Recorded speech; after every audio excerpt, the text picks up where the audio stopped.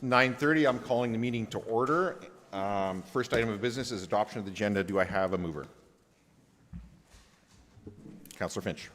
Moved by Finch, seconded by Paul, that the adoption of the agenda be adopted and as amended. Blah, blah, blah. Is there any discussion? All those in favor? Opposed? That is carried. Having adopted the agenda, are there any declarations of pecuniary interest and the general nature thereof? Deputy Mayor Grigg. I, Katie Grigg, hereby make a declaration of pecuniary interest with respect to item 10B on the council agenda dated November 6, 2024. Do I read reason for declaration? Yeah. The request for support from Children's Aid Society of Oxford County is in relation to funding and is my other place of employment. And you're going to provide that to the clerk? Thank you. Are there any other declarations of pecuniary interest and the general nature thereof? Not seeing any. Minutes, do I have a mover? Councillor Finch. Moved by Finch, seconded by Mitchell, that the minutes from October 16th, 2024 council meeting be adopted and printed and circulated. Is there any discussion? All those in favor? Opposed? That is carried. Before we move on to the regular business, then, I do just want to point out two new things. We have two new people at the Horseshoe, or at least one new person and one person in a different seat that I think we should acknowledge. Kim Grogan is now our Director of Finance at Zorra Township and has been working for the township for a while now, but is new at the Horseshoe in the role of Director of Finance. First council meeting in that role. So welcome and thank you. And well, I would like to say I promise we'll be kind, but it is the first day of budget today, so I'm not going to make promises that council maybe can't keep. All joking aside, I think we will be kind. New CAO, Diane Larder, who has been with the township for a number of years now in the role of Director of Finance before this, and recently officially, technically promoted to the role of CAO, and very happy to have you here sitting beside me at the council meeting. And again, you know, the budget that largely you prepared, but now you're over in the CAO's role, so well done. Now Kim has to answer for it. But anyway, just wanted to acknowledge those two changes for council, for the community, and for people who are here, that those things have happened, because they're, I think, important milestones for us moving forward. So then we will move on to the first item of business, which is building fees public meeting. Do I have a motion to go into a public meeting? Councillor Finch. Moved by Finch, seconded by Mitchell, that the council meeting be adjourned. Whoops. Yeah? The council meeting be adjourned at 9:33 for the purpose of holding a public meeting pursuant to subsection 7.6 for the Building Code Act RSO 1992 as amended. Is there any discussion? All those in favor? Opposed? That is carried. So now, are there any members of the public here in person or virtually who wish to speak to the building fees, the proposed building fees?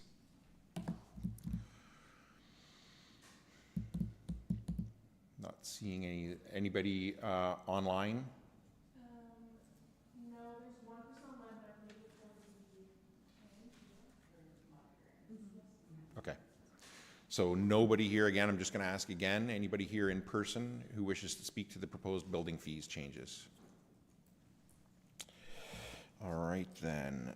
Do I have a mover to come out of the public meeting? Councillor Finch. Moved by Finch, seconded by Mitchell, that pursuant to the Building Code Act, the public meeting be adjourned at 9:34 and the regular meeting of council be called back to order. Is there any discussion? All those in favor? Opposed? That is carried. And now I need a motion to move back into a public meeting specifically for planning. Councillor Finch. Moved by Finch, seconded by Mitchell, that the council meeting be adjourned at 9:35 and pursuant for the purpose of holding a public meeting pursuant to the provisions of the Planning Act. Is there any discussion? All those in favor? Opposed? That is carried. And Spencer, I will turn it over to you for minor variance application 810-24. Thank you, Mayor Ryan. Good morning to council, staff, and members of the public joining us here this morning. The first application for minor variance before the committee A10-24 affects lands on the 15th line, just south of the village of Thamesford.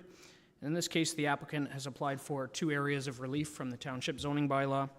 One as it pertains to the distance between the existing dwellings. One is to be recognized as an ARU, and therefore they're capped at 30-meter setback, whereas the applicant has 38 meters between the two. The second area of relief relates to the gross floor area.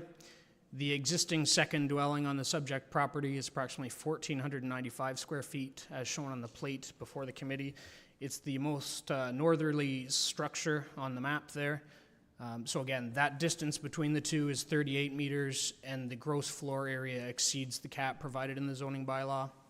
I'd highlight for committee that the way the ARU provisions were done, it caps them at either 1,506 square feet, which this structure would meet that test.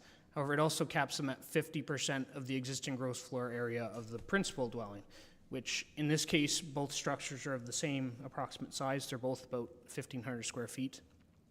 So in that case, committee will note the area of relief that's being recommended is actually from 50% to 100%. It's really just to recognize the existing dwelling that is in place. There is no issue with respect to the access, which is one of our primary areas of concern. It does share a principal entrance. All buildings and structures are maintained within the same general kind of building envelope and cluster, and there's no issue as far as neighbor concerns or otherwise as a result of circulation. Staff are recommending that this application be approved today. I'm happy to answer any questions you may have, and I believe the applicant is available online to do the same. Thank you. Any questions from Committee of Adjustment for the planner on the report? Does the applicant wish to speak to their application?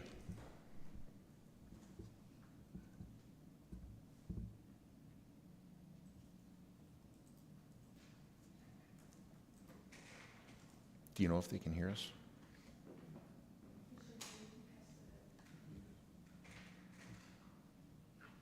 Does the applicant wish to speak to their application? Can you hear us, or are you possibly on mute? My apologies. My sound is cut out. I haven't heard any of the conversation. So I will just say then what the only thing you've missed is the planner has summarized his report for the Committee of Adjustment. It was not in any way different than the written report, which I know you have received already. And I asked the Committee of Adjustment if they had any questions for the planner, and they did not. So we're at the point in the public meeting now where I'm asking you as the applicant if you wish to speak to your application.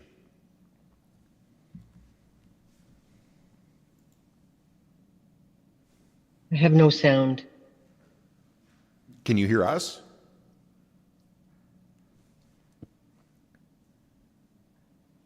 My apologies again. I have no sound.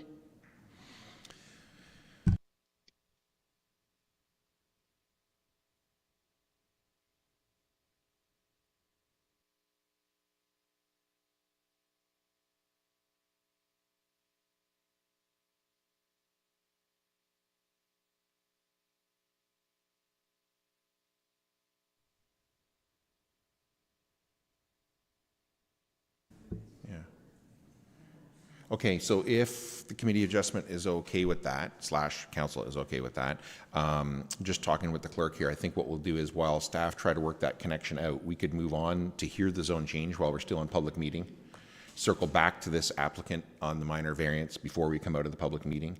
I'm gonna suggest that you procedurally maybe think about if we cannot connect with this resident, it sounds like they might want to speak to their application, that we might want to consider a deferral of this until we can hear from them.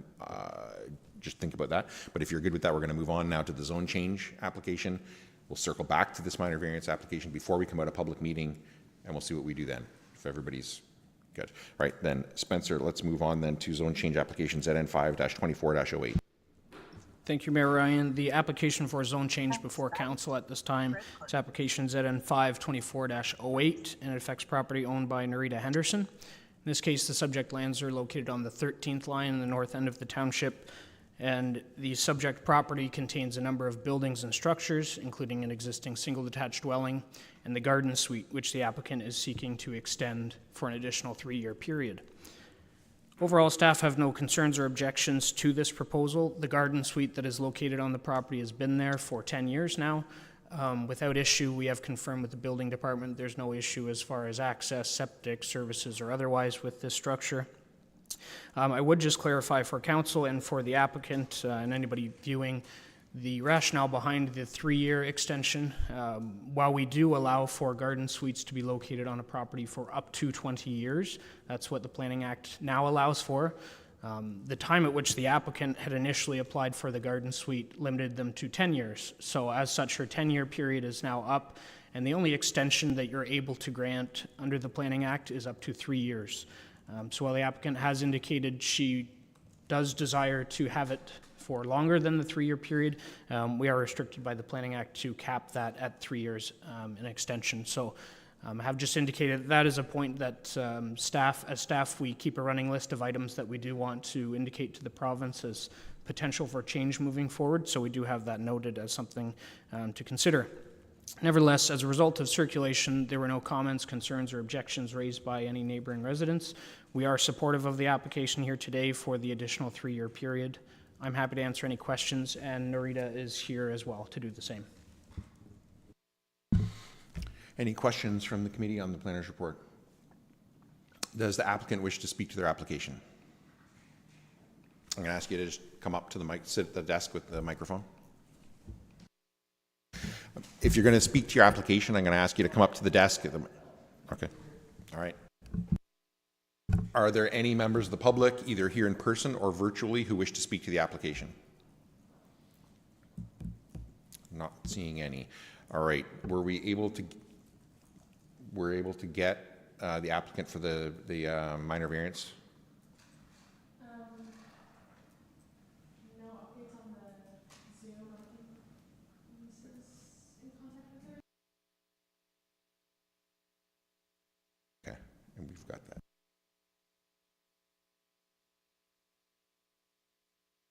All right, so circling back now to the minor variance, we have got a message that the clerk has captured that the applicant for the minor variance has no comments on their application. I leave that up to you if you're okay with that or not. Are there any members of the public, either here or attending in person or virtually, who wish to speak to the minor variance application A10-24? All right, then, kind of a motion to come out of public meeting. Councillor Finch? Moved by Finch, seconded by Mitchell, that pursuant to the Planning Act, that the public meeting be adjourned at 9:43 and the regular meeting of council be called back to order. Oh, no, sorry. Yeah, I just hold on to that. Minor variance. My apologies.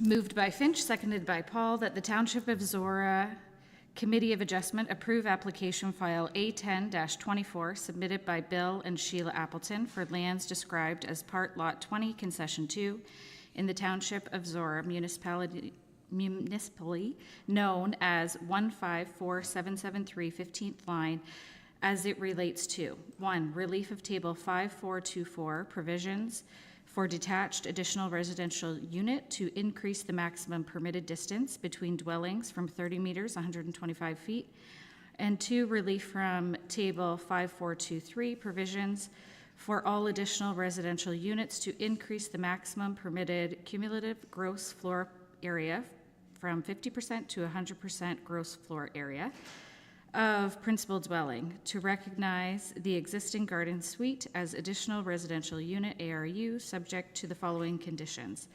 1, that the approval of the ARU applies only for the existing ARU located generally as known on Plate 3 of report number 2024-355. Is there any discussion? Councillor Stewart. More just a clarification. Should the point 1 refer to what the new maximum permitted distance should be instead of 30? It should be from 30 to something else, so that Should that not be in the wording? Yeah. I'm questioning the first line of the motion to make sure that we actually set the new maximum permitted distance from 30 to something else. I believe the report talks about 38.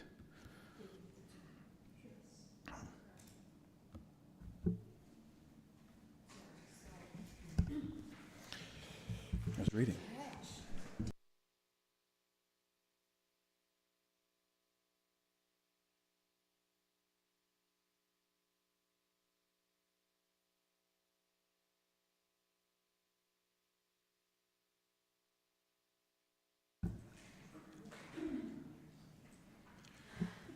So how?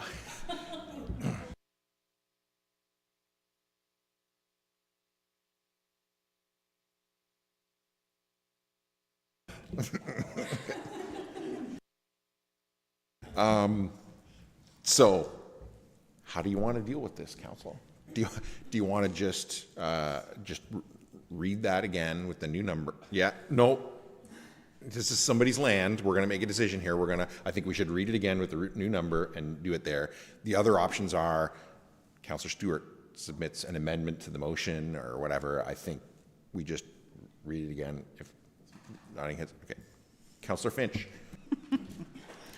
Moved by Finch, seconded by Mitchell, that the Township of Zorra, the Township of Zorra Committee of Adjustment approve application file A1024 submitted by Bill and Sheila Appleton for lands described as Part Lot 20, Concession 2 in the Township of Zorra municipally known as 154773 15th line as it relates to 1. Relief of Table 5424 provisions for detached additional residential units to increase the maximum permitted distance between dwellings from 30 meters, 125 feet, to 38 meters, 198 feet, and 2. Relief from Table 5423 provisions for all additional residential units to increase the maximum permitted cumulative gross floor area from 50% to 100% of the gross floor area of the principal dwelling. To recognize the existing garden suite as an additional residential unit subject to the following conditions. 1, that the approval of the ARU applies only to the existing ARU located generally as shown on Plate 3 of Report Number 2024-355. Is there any discussion? All those in favor? Opposed? That is carried. Now can I have a motion to come out of the public meeting? Moved by Finch, seconded by Mitchell, that pursuant to the Planning Act, that the public meeting be adjourned at 9:49 and the regular meeting of council be called back to order. Is there any discussion? All those in favor? Opposed? That is carried. And a motion to deal with zone change applications at N5-24-08. Councillor Stewart. Moved by Stewart, seconded by Grigg, that the Council of the Township of Zorra approve the proposed zoning bylaw amendment to amend the Special General Agricultural Zone A2-29 for lands comprising Lot 17, Concession 9, East Missouri, Township of Zorra, municipally known as 136018 13th line, to permit an existing garden suite to remain on site for an additional 3 years expiring on November 6th, 2027. Is there any discussion? I have a question that I apologize I didn't ask you in advance, but I just thought of it now. What would happen if we just extended it for 10 years? The council would be making a decision under that's inconsistent with the Planning Act. I can't advise you what would happen, but I would suggest that's not appropriate. But in theory, if we did that, then it would be up to somebody to appeal that. Correct. I mean, you yes. Any other discussion? All those in favor? Opposed? That is carried.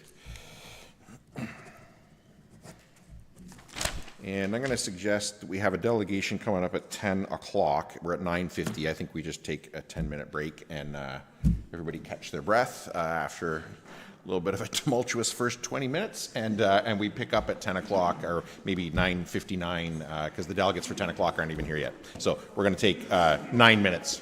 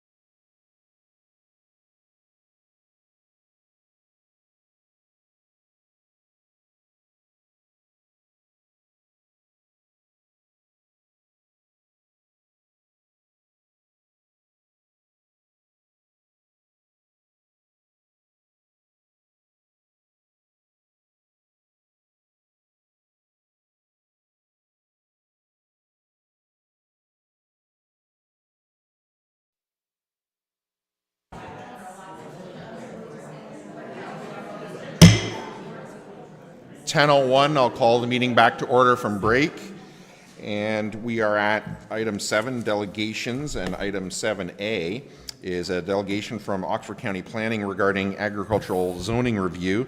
And we have Emily Souza and April Nix, both policy planners, here to present. And I will remind you, as I do all delegations, that you have 15 minutes, and assume that council has done their homework, read the material that you submitted, and I'll turn it over to you to highlight what you want to highlight, and then we will have time for questions. I'll turn it over to you. Good morning, Mayor, members of council. So I'm going to introduce Emily this morning. Planning staff are very happy to be here and to be introducing the initiation of updates to Zorra's zoning bylaw in relation to the agricultural and rural zones. Emily joined us earlier this year with our policy team from the County of Brant, and she's also been with the Ontario Federation of Agriculture in a planning capacity previously as well. So she's been a great addition to our team and is well suited to be working with us on this project. I'm going to let Emily go through the bulk of the slides, in part because I am still quite hoarse, but I'm also here to help answer any other questions.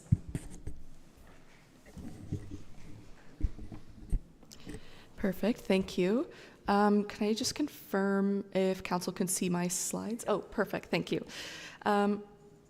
Of course, so thank you, April, for that introduction. As mentioned, I am here today to provide the Township Council with an overview of topic areas identified for potential change as part of the proposed agricultural zoning review as outlined in the report, as well as to request a resolution from Township Council to direct staff to proceed with initiating the amendments to the Township zoning bylaw. As outlined in the report, the main purpose of this review is to amend the zoning bylaw to conform with the recently approved official plan policies applicable to the agricultural area. We have preliminarily undertaken a review to identify gaps in where the bylaw could be amended to align with the official plan and other opportunities to improve development in the township altogether as it applies to the agricultural area. So this slide attempts to provide a high-level overview of what staff have identified could be changes to zoning within the township, including making revisions to existing zones, such as the A1 undersized agricultural zone, A2 agricultural, RR rural residential, and AB agribusiness, as well as introducing new zones such as A3 agricultural, no new dwelling permitted, OFD, which is on-farm diversified use, AR agricultural related use, RC rural cluster, and REUs, rural entrepreneurial uses. The zoning review is proposed to include a reevaluation and remapping of existing agricultural lots and clarifying the zoning assigned to them to be clear in terms of whether they meet lot size requirements or not, based on the chart identified in the report, and that is up on the screen in front of you. By tying zoning to lot area, we can better determine which agricultural lots are eligible for other types of uses as identified in the official plan, such as on-farm diversified uses or agriculture-related uses. A1 lots will be assessed to determine which ones contain existing development in terms of farm buildings and dwellings, and ones that are vacant will be assigned a suffix code of ND for no development, and this suffix essentially acts as a trigger for the chief building official to determine which undersized A1 agricultural lots are required to go through that zone change as per Oxford County official plan policy. Further, on the note of reassessing and current lot sizes, staff are considering that existing rural residential lots be reevaluated and remapped into two different categories. So rural residential lots being those that exist outside of a settlement area or rural cluster, and then rural cluster, those current rural residential lots that are within a designated rural cluster in the official plan. So remapping rural residential lots intends to make it clear to identify which lots are eligible for certain types of development under the official plan. The new official plan now allows for a surplus farm dwelling to be severed from a farm lot with two or more homes built prior to 1995, where multiple farm lots being consolidated into a single farm operation may or may not abut. Previously, the official plan only allowed surplus farm dwelling severances if the lands abutting were being consolidated into a single lot. This new approach now requires the county zoning bylaw to rezone the retained lot to prohibit any future construction of a dwelling. So to implement this prohibition and monitor these changes, which have existed in provincial policy as a condition of surplus farm dwelling severances for some time, staff have identified a new zone code that may be applied, A3, no new dwelling, which would replicate the existing agricultural zone minus the ability to construct a new dwelling. So on-farm diversified uses are now permitted in the official plan, subject to a rezoning, which staff have identified could be implemented in zoning through a site-specific overlay to be applied to the property, which is discussed in more detail in the report provided. Staff will work to draft some potential zoning provisions to guide these types of zoning bylaw amendments we see coming forward. Similar to on-farm diversified uses, the official plan now permits agriculture-related uses subject to a rezoning, which staff have identified could also be implemented in zoning through site-specific overlay to be applied to the property in question. Staff will work to draft some potential zoning provisions to guide these types of zoning bylaw amendments that we see coming forward, including permitted types of agriculture-related uses and size and scale provisions. The existing agribusiness or AB zone presents both challenges and opportunities as part of updates to the zoning bylaw. Many permitted uses in the existing standard AB zone do not conform with the current provincial policy statement or the official plan, specifically with regard to permitted uses in agricultural areas. And that said, it is recognized that many of the existing AB zoned lots were established before the current PPS and official plan policies came into place. As a result, they do serve as potential opportunity sites for a range of rural, commercial, and industrial sites that would or may not be permitted by current policies today. So staff are exploring opportunities to retain the AB zone for existing sites and properties only. Existing AB sites present potential for locating new agriculture-related uses without the need to consume further agricultural land, and as such are indicated as preferred locations in the official plan. To support this direction, staff are looking at possibilities of adding certain additional agriculture-related uses, such as value-added facilities, to standard AB zone permitted uses, which would make it easier to locate new agriculture-related uses on existing AB sites within the township instead of on underdeveloped agricultural parcels. And staff are also examining the merits of possibly permitting agricultural uses in the AB zone as they're not currently permitted, subject to other applicable zoning provisions. So finally, there are updates required to bring secondary residential uses, including home occupations and rural entrepreneurial uses, or REUs, into the bylaw. Home occupations have long existed in the zoning, however, they may require some minor housekeeping updates as part of this exercise. And further, REUs are new in the official plan and therefore will be introduced into zoning. They consist of home industries and oversized home occupations, and they will require site-specific rezoning to be established. So today, county staff are looking to receive initial feedback as well as resolution from council based on the recommendations outlined in the report. And once we receive this resolution to initiate the zoning bylaw amendment, further research, policy design, and consultation with area municipal staff and council, as well as the public, will continue following the milestones identified in the report. Thank you, and we're happy to take any questions. Thank you. Questions from council on the report?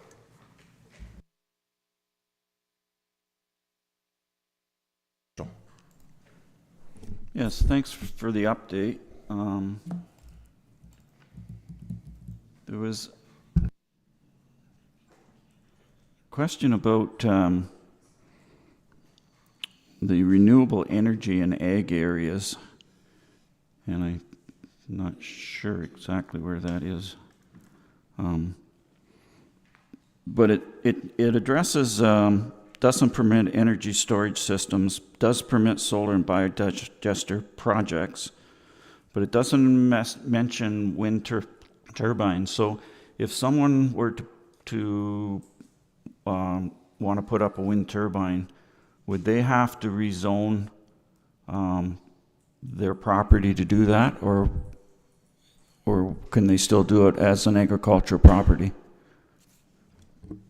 So through the mayor, the proposed changes we're looking at in terms of updates to the zoning bylaw for energy are all fairly limited in scale. So one is to provide additional clarity that energy storage facilities are not intended to be inadvertently permitted through zoning, and that they would actually need Planning Act applications. So that's an additional clarification to make sure that in the event, there's something proposed at a larger scale in the future, we have clarity on process. The changes for solar and AD are specific to certain scales only. So larger scale solar projects would still also be intended to go through a zoning bylaw amendment if one would come forward, and that would be the same for wind. There have been a couple of more recent changes at the provincial level in relation to the new provincial planning statement 2024 that have created some new scale direction potentially for wind and solar in the context of an ag area. That is something we're continuing to follow up with the province on at this point to make sure that we fully understand that and to make sure that our planning requirements are clear on this. But at this point, we're not proposing through the zoning to try to create a permissive zone for wind or large-scale solar. Those would have to go through a separate zoning bylaw amendment process. And as part of that, all of the related studies and technical requirements would have to be submitted and evaluated, and that could include peer reviews and other things as part of that process, same as any other development application. Okay, so to follow up on that, it's still a work in progress. But if there was rezoning required, would that be only for the area which the turbine or the storage or whatever was located on, or would it apply to the entire, say, 100 acres of the agricultural package? So through the mayor, I think that's something that we'd need to evaluate in the context of an individual proposal.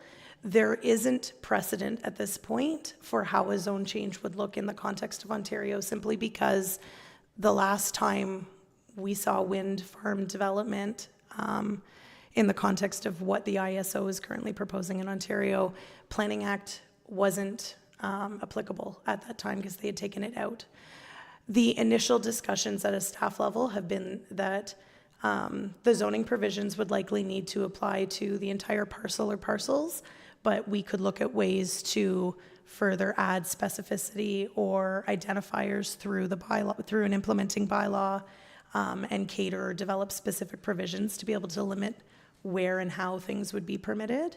How that would exactly play out, though, we'd need to see an application in front of us. That said, staff have been trying to be proactive in making sure that we're staying ahead of this to help answer questions when they come up, and to help make sure that we've got clarity of process to respond to inquiries where they may come in. Okay, so much to be determined based on regulations coming down from the province. So like the rest of us, you're still working through the process. Thanks for the answers. Any other questions for the delegation? Councillor Finch. As part of the stakeholders, are you going to reach out to the OFA as well, a part of this?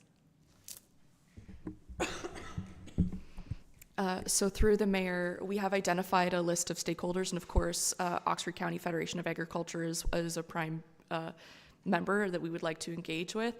As part of this process as well, we are required under the Planning Act to host a public open house, and so in terms of when that will be, it's a little bit up in the air, waiting to initiate with all the other municipalities as well in order to determine that. But as part of that, we would reach out to them directly and invite them to come. So. Any other questions? Not seeing any. Do I have a mover? Councillor Stewart.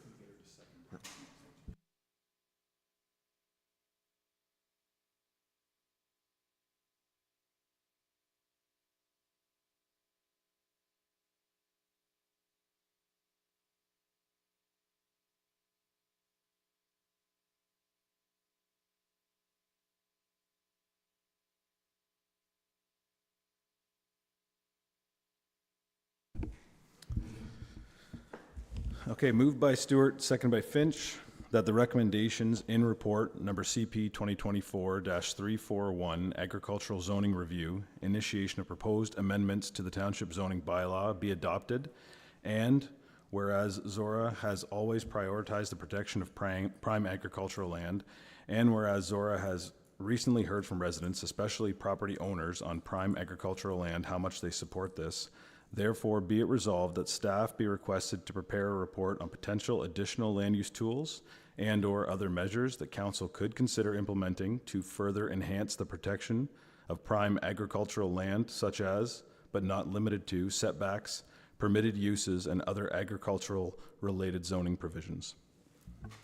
Councillor Stewart, is the mover, do you wish to speak to that? I think it's fairly self-explanatory. Excuse me. Fairly self-explanatory. Like it says, we've heard a lot through the recent discussions about the wind turbines, about prime agriculture, and I think there's a couple things that speak to that. Obviously, in the presentation today and the recommendations from the county planning. As well, I want to highlight here that I'm really encouraged about the potential for allowing more on-farm diversified uses, ag-related businesses, and some of in the rural clusters as well, allowing for more expansion of business. I think that's something that Zorra definitely needs. Councillor Finch is the seconder. I'm happy to second this motion, and I agree with everything Kevin said. I think it's very self-explanatory. Any other discussion? Councillor Mitchell. As the only farmer on council and someone whose wife operates a farm-based business and has for a number of years, I'm in favor of not only the protection of prime farmland, but also the opportunities for farm-based businesses that the changes have made, and look forward to more information on tools that we could use. Any other discussion? Deputy Mayor Gregg. Yeah, I think this is a great direction for us to take at this time in terms of requesting that report back from planning staff. When we look at individual applications for all types of planning matters, we often are comparing that application to what the rules are. This is our process of setting the rules, and instead of arguing individual cases that don't comply with those rules, that is the value in this process, is setting, what is that flavor now that we've got, that provincial level and that county level. What is our local flavor in terms of our ag policy specifically? I've been sitting here for 6 years. I may not be a farmer, but we've had lots of discussions around preservation of ag lands. We have great intentions with how we're going to implement that, but it really has to come through our county planning services, as they have the best information on what those tools could look like for us to achieve what we intend to do here in Zorra. So I will be in support of this motion. Any other discussion? Yeah, likewise in support of this. I remember this has been a long time coming, right? I mean, this started with the county's intention to update our official plan with respect to the agricultural reserve.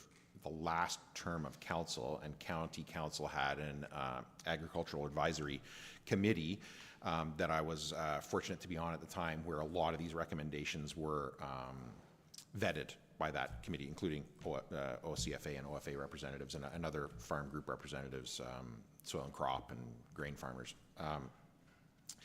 And so a lot of these recommendations at the official plan level have been reviewed and, not necessarily universally liked by everybody, but at least reviewed. But I'm really happy to see this come forward to the point of zoning bylaw consideration.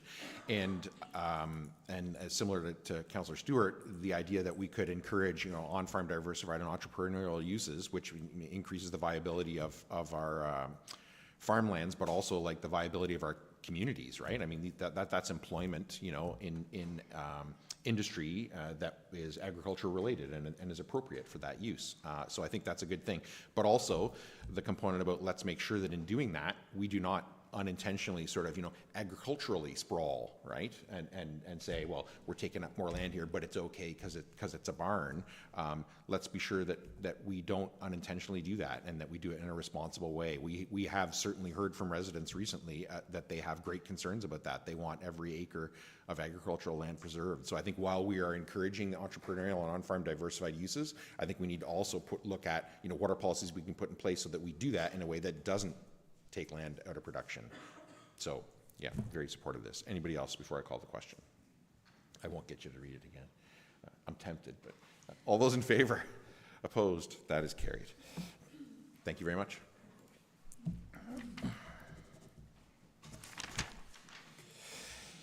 And next is item 7B under delegations. Harry Youngerton, protect Harrington, objection to proposed Harrington pit. And I will say again to you, as I do as I did to the previous delegation, you have 15 minutes. And I would remind you that to assume that council's done their homework and reviewed the material submitted, and highlight what you want us to particularly pay attention to, and I'll turn it over to you. Thank you, Mr. Mayor, members of council. I represent a group that didn't even have a name when we put our petition together. Things have been moving so very quickly, but we now call ourselves Protect Harrington. Thank you for this opportunity to present our petition. You do know that we're very upset about the Class A license application to open a gravel pit in our village. The negative impacts on our way of life, our enjoyment of our properties, and our property values will be significant and severe. We know that you're aware of that, and we assume that you have sympathy for our situation. We also know that the MNR has very little sympathy for gravel pit neighbors. Good Lord, only 120 meters distance from a gravel pit requires mitigation of the negative impacts. Beyond 120, it's like it doesn't matter. And yet, of course, those impacts are there on those of us who live beyond that 120 meter line. We do know that the dust, the noise, and the traffic impacts go far beyond that. And we fear that the impact on our wells may be particularly severe in this very special area designated as a significant water recharge area and a highly sensitive aquifer by Upper Thames. We've been roused to itemize our objections and shout out to all concerned. That would be the applicant, our township, our county, and MNR, that a settlement area is no place to situate a gravel pit.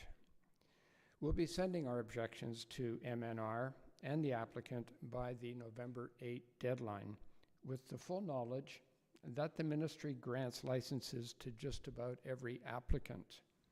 Some of our neighbors say, why bother? It's a done deal. I tell them no, that there's a process. We can go to Zorra Council, seek their support, and get them to join us in objecting to this application. We're not expecting you to back all of our objections.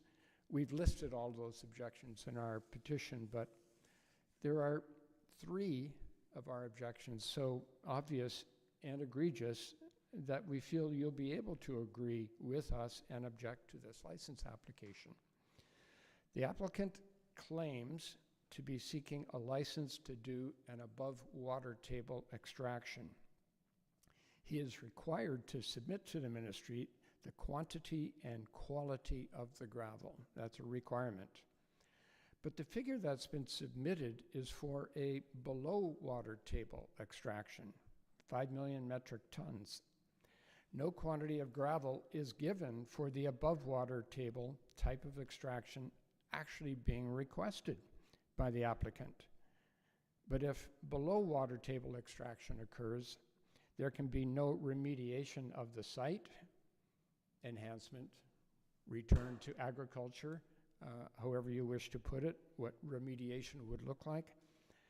I mean, this is what the applicant is promising in his application, but the application hides that the apparent intention is to go for a below water license eventually.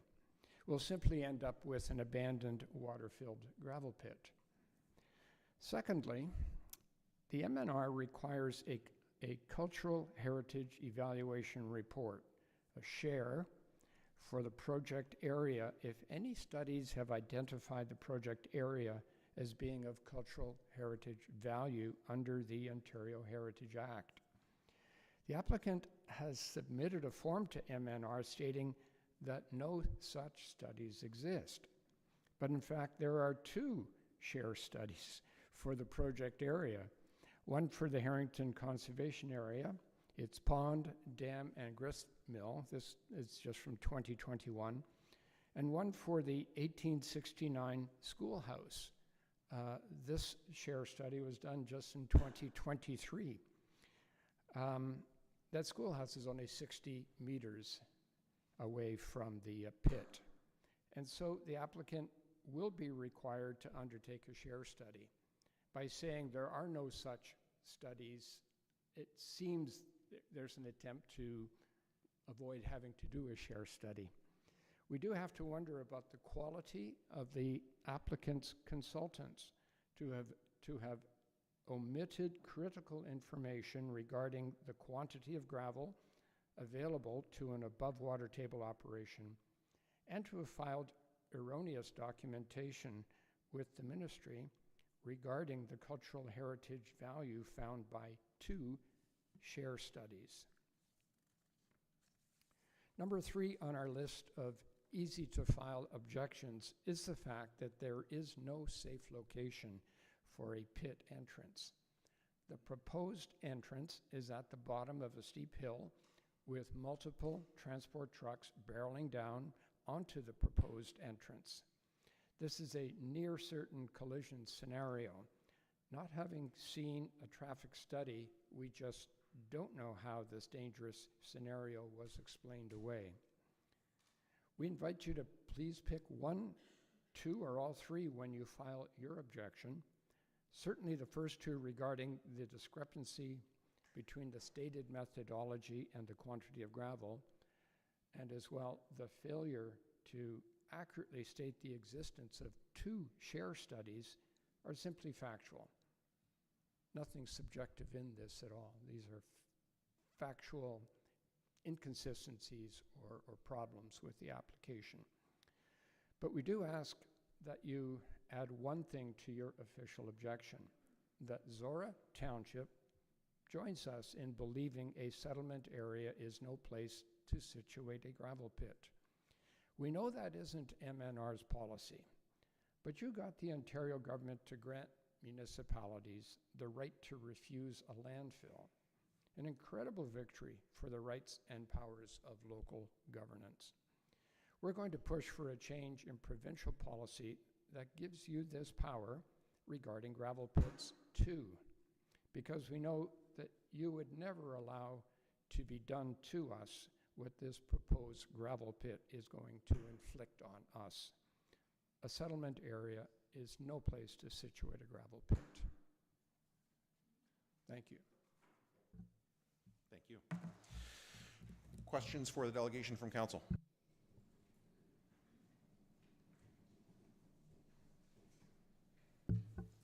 Not seeing any. So you're asking for council to submit an objection in the context of the applicant's application to the MNR for licensing, correct? Yes. Okay, so one thing I just want to bring to your attention and council's attention is I did ask staff about this, and staff, of course, you know, as I've reminded people many times, council shows up twice a month and does work, but staff do work every day, and of course they have. So staff have already submitted a letter to the MNR with respect to this application. I'm just going to read it out here. It says, please accept the following as the township's comments for the proposed 100039495 Ontario Incorporated Harrington pit. The township will not be able to provide fulsome comments in advance of the November 8th, 2024 deadline. As such, we are requesting that a placeholder objection be indicated for this file. The township is anticipating to have received peer review comments within the next month.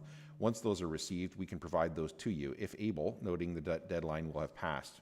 The current zoning on the subject lands does not allow for any aggregate extraction. As such, the zone change application for this file will come before council for their consideration sometime in 2025. In addition to peer review comments received from the township's peer reviewer, the township will be circulating the application to the UTRCA for their review.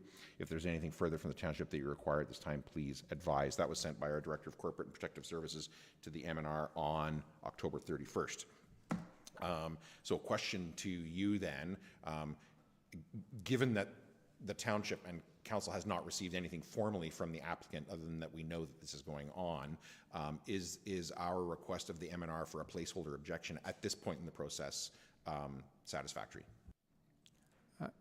Yes, I'm only speaking for myself here. some of our committee members and the rest of the petition signatories can't answer at this time, but I would say we would be satisfied with that.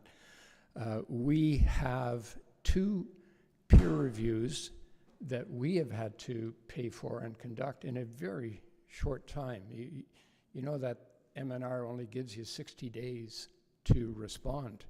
We've already got 2 peer reviews. That's costly. It's occupying a lot of time. Unfortunately, so many of us are retired, but you can imagine this has us very upset. We're putting resources into it. We would be happy to share our peer reviews with you, both on noise and the hydrogeological report. Any other questions from council? All right, there is no motion to deal with this delegation. I guess my last comments would be, you know, I'm not going to speak to the application in particular because will come forward to council as a zone change application, we expect anyway. That'll be up to the applicant. But I would say with respect to your comment about, you know, some people are considering anything a done deal, the whole reason this council sits here is because nothing is a done deal. Right? This council sits here to consider applications that come in front of it and input from the public and consider how best to proceed with that.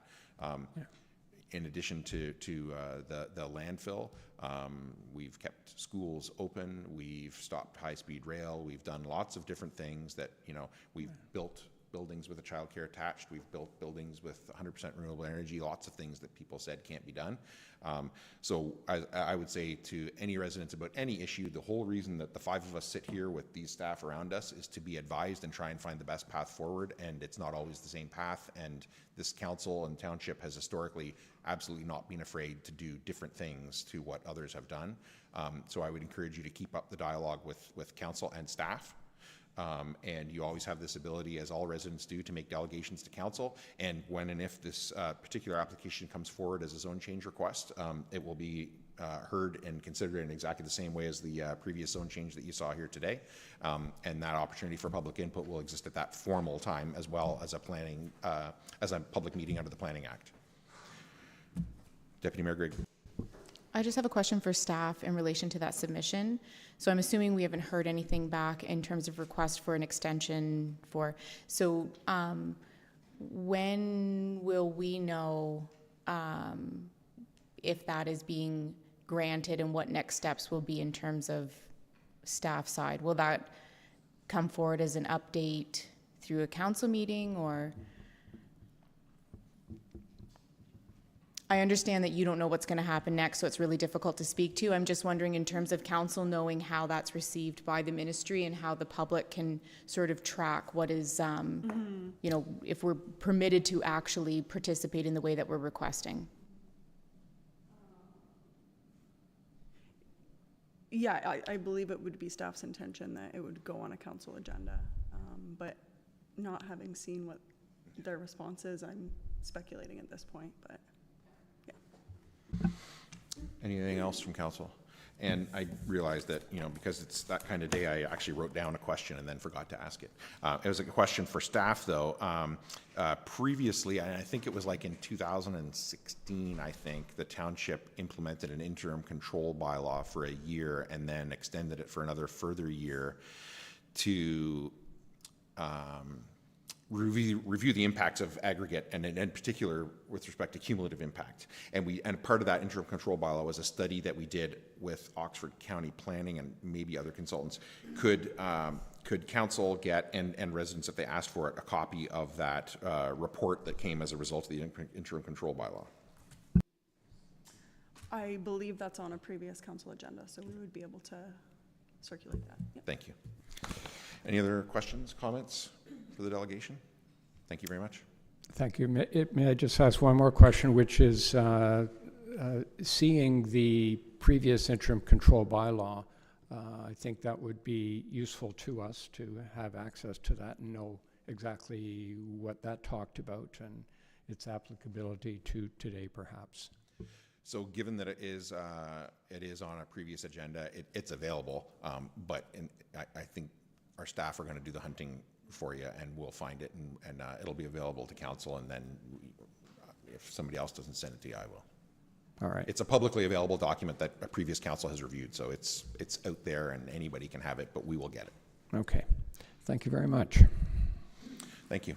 All right, then.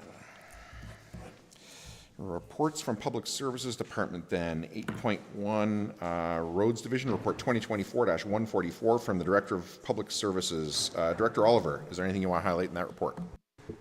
Nothing to highlight at this time, thank you. Questions from council on the report? Not seeing any. Do I have a mover? Councillor Stewart. Yes. Moved by Stewart, seconded by Gregg, that report 2024-144 from the Director of Public Services be received and filed for information purposes only. Is there any discussion? All those in favor? Opposed? That is carried. And 8.2, Recreation and Facilities Division, Report 2024-141 from the Manager of Recreation and Facilities regarding monthly departmental activities. Manager Caldwell, is there anything you want to highlight for council on that report? Good morning. Nothing to highlight. Questions from council? Not seeing any. Do I have a mover? Councillor Stewart. Moved by Stewart, seconded by Gregg, that report 2024-141 from the Manager of Recreation Facilities be received and filed for information purposes only. Is there any discussion? Councillor Mitchell. I just want to comment that I like the charts that have been included in this report. I like numbers, but I also like charts because they show trends, and I think they're easy to see what's changing and what's improving as you go along. So thank you for including those. Any other discussion? Yeah, I love some good data, and I think in the future this is going to really potentially inform, decisions around allocation of resources to fund, which services that our residents are actually using. I also wanted to comment on the PA Day camp. That looks like a successful new initiative, and frankly, regardless of whether it's successful or not, just happy to see us trying new things. Some of them will work, some of them won't. Then we'll know. And a question about the disc golf. There was a comment in there about it being the attendance or the users is potentially 3 times what it was, and I just didn't understand what that meant. That's all really. Question of understanding. Yeah, so through our UDisc app that we're promoting at the disc golf course, participants can track their games and their player stats, but being a 6-hole course, a lot of avid disc golfers would likely use that course just to sharpen their skills and not necessarily track. And then we're also under the assumption that new players or families are also not taking the time. So that was the suggestion from our disc golf course designers, to just take whatever numbers we're tracking in that application and times it by 2 or 3 for a true statistic. Thank you. Any other discussion? Councillor Finch. I just want to say I love seeing that you've met with the user groups again, and did you want to fill us in a little bit on how that went? Sure, yep, that's a fresh meeting. We just had a meeting last night in the Lupton room. This was geared towards our soccer and baseball user groups, so our 2 minor leagues in Thamesford and 2 in Embro. Just a great chance to get some face time. We haven't had the opportunity to meet in person with some of them, but also amongst the groups to kind of introduce each other, share ideas. There was a lot of, we just shared updates on our end from the township with new fees, maintenance plans for our fields and diamonds, but half of the meeting was just an opportunity to share updates and collaborate amongst the groups. A lot of good questions getting batted around. Where do you do ref clinics? Where do you source your jerseys? I think the common theme amongst these groups is a lot of growth with their younger age groups and how we can accommodate that. Some of our user groups are having to turn away participants, and specifically in Thamesford with the minor soccer team, they just play internally, and at the older age groups, they're having to kind of just play the same 10 kids, and so we're going to start to see more collaboration within the soccer leagues to have more inter-Zorra games to freshen things up. So they want to meet again in the spring, which will be good timing. We discussed the new grant streams that are available to them, 2 of which did apply, but the other 2 hadn't gotten an application. So I think there'll be a lot of discussion between the groups between now and the next round to see where there might be some crossover opportunity. Yeah, it was very, very fruitful discussion, and I think just like our ICE user groups, we'll see the township maybe less of a middleman for some of their collaboration with each other and cooperation.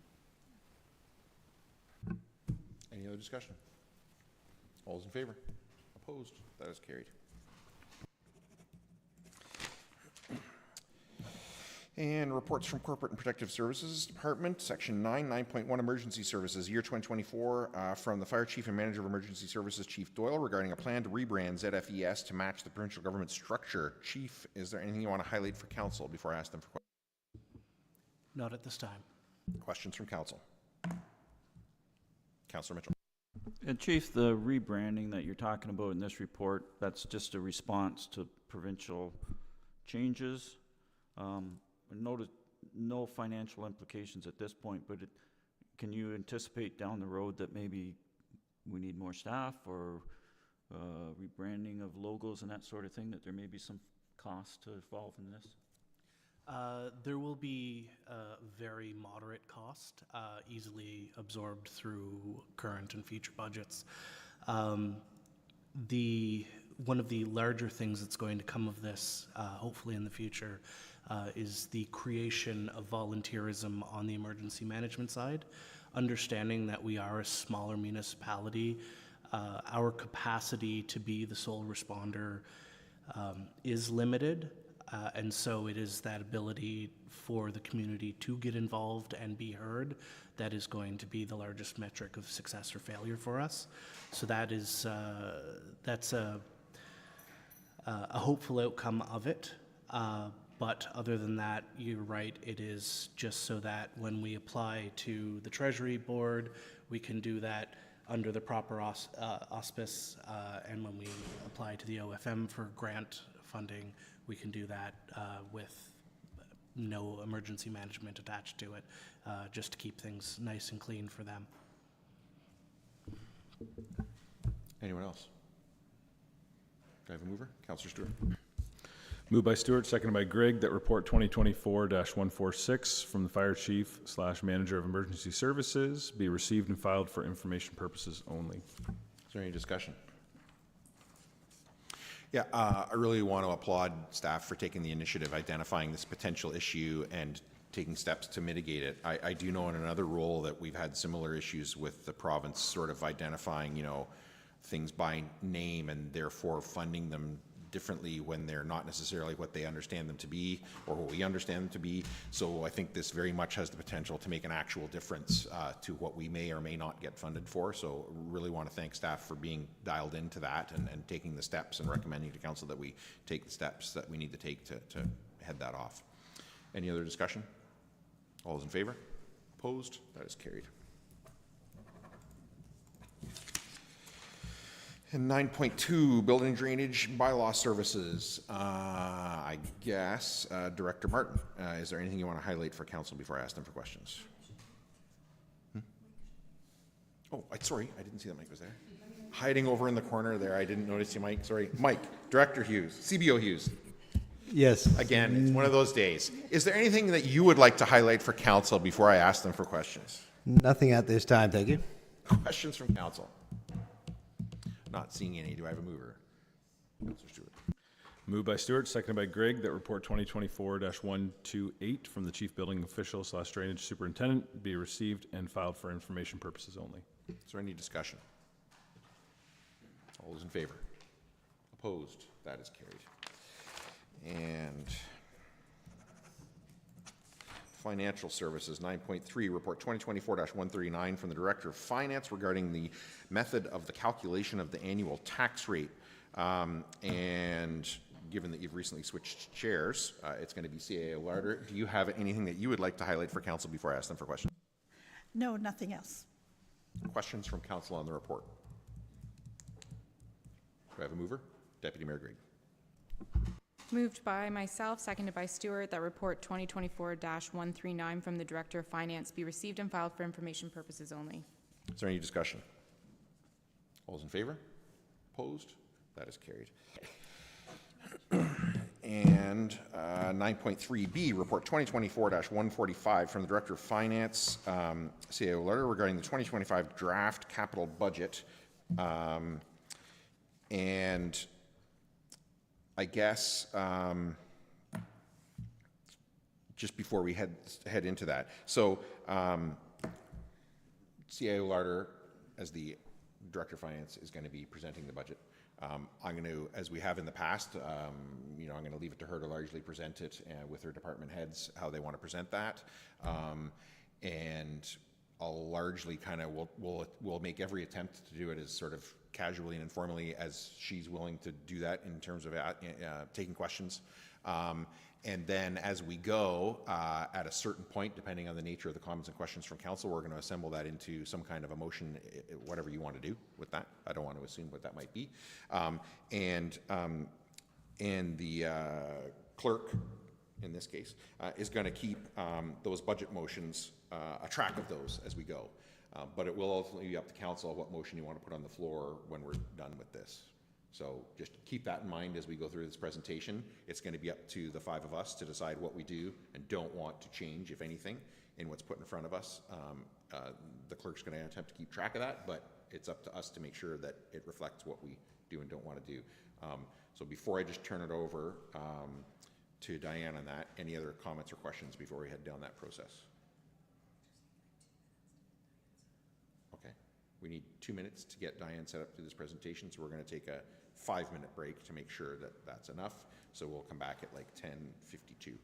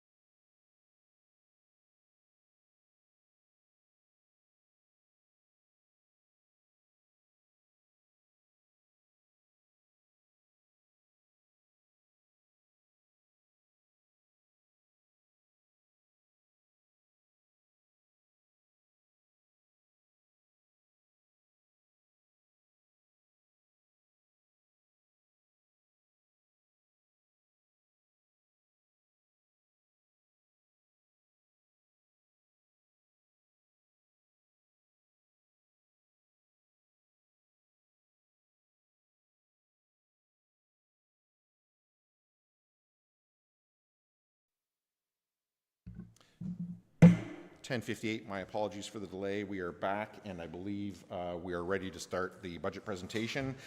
So CAO Larder, Director of Finance Larder, turn it over to you. Well, good morning. Budget preparations start back in July and August. And with that, and as we transition over into the new positions, I'll be carrying the budget most of the time for the most of 2025's budget, and with staff participation throughout the procedures. Okay, so the draft budget before you is the 2025 capital, and what we are proposing is a little bit more than 1.5% of a tax levy requirement for the capital budget. A big note within this capital budget is the development charges component of it. We had a study done, and the study resulted in a little over $1.3 million to be allocated toward the ZMF building, your Zorra Maintenance Facility. And that money was to be used towards the principal and interest payments for both 2024 and 25. So staff will be coming forward with a recommendation to take the funds from 2024 that we allocated from tax levy for the principal and interest to go back into reserves towards facilities for future projects. So the 2025 budget recognizes that the principal and interest will be funded from DCs, and we will take a portion of that money that we would have normally requested from the tax levy. We actually reduced the tax levy requirement, and we put some funds back into reserve for facilities. Okay. And that's all explained within the document that's provided for you. Also within this budget, we speak about transfer to reserves and from reserves. So our tax levy is based on our transfer to reserves, basically. And then any projects funded is funded from those reserves. Okay. And we're also being mindful that asset management plays a big part of our capital projects and how they are flowed throughout the 10 years. Something new this year, we have expanded on our capital grant stream, and a policy was brought forward. So you will see 3 grants that are part of the budget this year, and staff have put it in the budget for council to pass if they like, deliberate on, and with these presentations from the community groups coming forward at the next council meeting. Okay, so that'll give staff, council, an idea of what these groups are actually asking for, and you can ask questions at that time. But I just want to make a note that council still has the option to decide if they want to go forward with these capital projects or not, okay? So we're going to go right into the presentation of the budget. So our 10-year capital plan is developed based on, as what we have mentioned, various plans. We've got our asset management plan, what we've been working with for the past number of years, and that all flows into the capital plan. So staff have been working busy on that and their life cycles of all those assets. In 2024, we had a number of projects completed. So we have seen the Embro Pavilion completed, our office building here, a new fueling station at ZMF, and then equipment, sidewalks, and roads, our charging stations out here, and some trails, okay? So when we're looking at the 10-year capital plan, there are a number of studies we also look at when developing the 10-year capital plan, and they're outlined in the report here.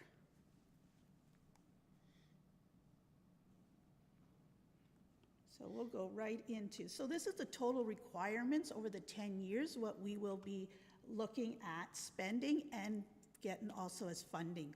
But in the 10 years, we're looking that we're going to need $50 million to fund these capital projects from taxation. And that'll be through the transfer to reserves. That and our principal and interest payments.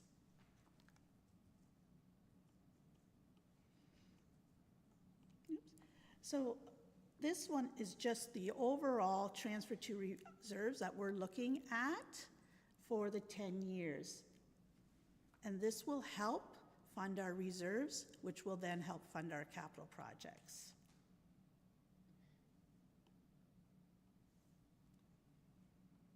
And then this is just a summary of those capital expenditures by department.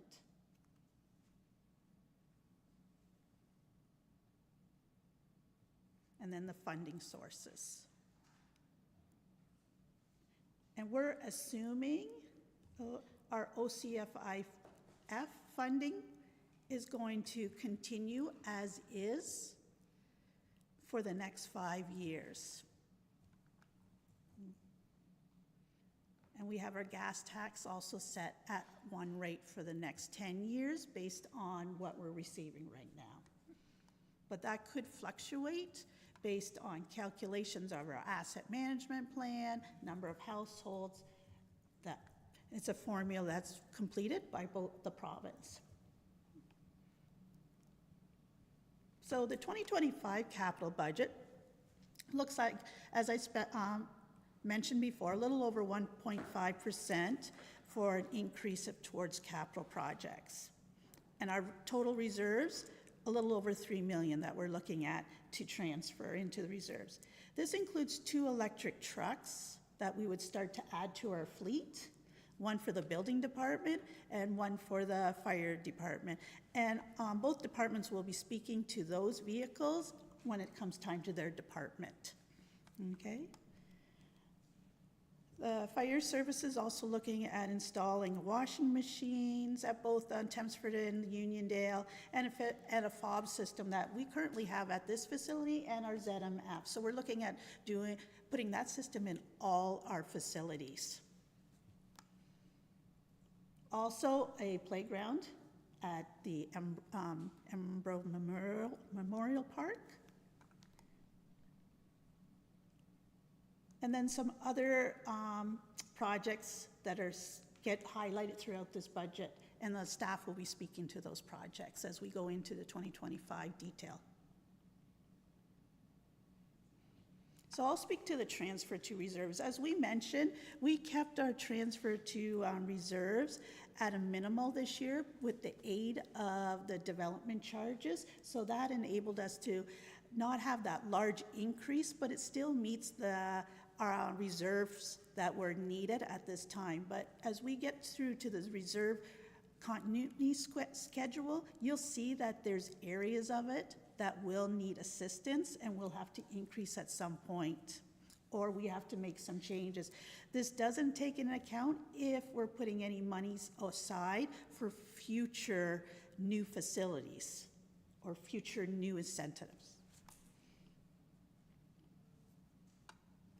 So in general government, we're just putting 10,000 for need for computers right now for 2025. And that's something we'll continue to look at in the future years. So as technology is needed, we'll be using the reserves for that. So right now, it's just your standard life cycle of your laptops, okay? Fire services, and I'll pass that on to our fire chief. Oh, yes. Just a quick question. When you say that we're not funding anything sort of future in terms of a facility or something like that, so as part of asset management, and maybe just trying to clarify that, so we know that buildings have a lifespan, but it's up to us in sort of the years leading up to when we know the end of life is coming for a certain facility. I mean, in my mind, I'm thinking about, say, the rec center in Thamesford, and it being maybe 10 years away. At some point in the near future, we're going to need to make the decision to start putting money away for that. But as it stands right now, even though it's an asset that we're managing its lifespan, we're not currently putting away for the next one. That's correct. So what we've done is in the budget, we've looked at the master plan. And if we have the master plan in place, then we'll have a better idea of what we can propose to council on next steps and what direction that council wants to go. So just as a follow-up clarification, so we are planning and funding the tools that will allow staff and council to assess the needs, but the financial planning for any new to-be-determined future asset is not captured in our existing reserve structure, and that once we've gone through this next investment of the recreation master plan and we sort of scope what that project could look like, then we will be having budget decisions or budget conversations around what those reserve targets should be looking like and what those contributions, how those contributions will start changing to fund a TDRC, for example, redevelopment. That's correct. Okay, thank you. Yeah, I'm wondering how, I guess it's because we don't have the knowledge yet to know sort of what the price tag is, as opposed to something like vehicles where we know they have a set lifespan, which I guess we know what the lifespan is of a facility as well. But until we know exactly what it is we need, we can't necessarily start to contribute to a reserve for it. Whereas, transportation vehicles or road service vehicles, we do know their life cycle. We relatively know the costs of replacement of those, so that we can project that in our reserves. Okay. That's correct. And what we can do as staff is also look at having those talks right now about those future infrastructure needs. And we can bring forward a report to council to say, if council wants to, we can start putting some funds away, but the direction you may give us in 5 years' time from the studies may go totally a different way. So it's something that we can bring forward, and the council at this time could decide, yes, let's put an extra 100,000 away towards that facility, with the idea that when the master plan is completed and the study, it may change that direction.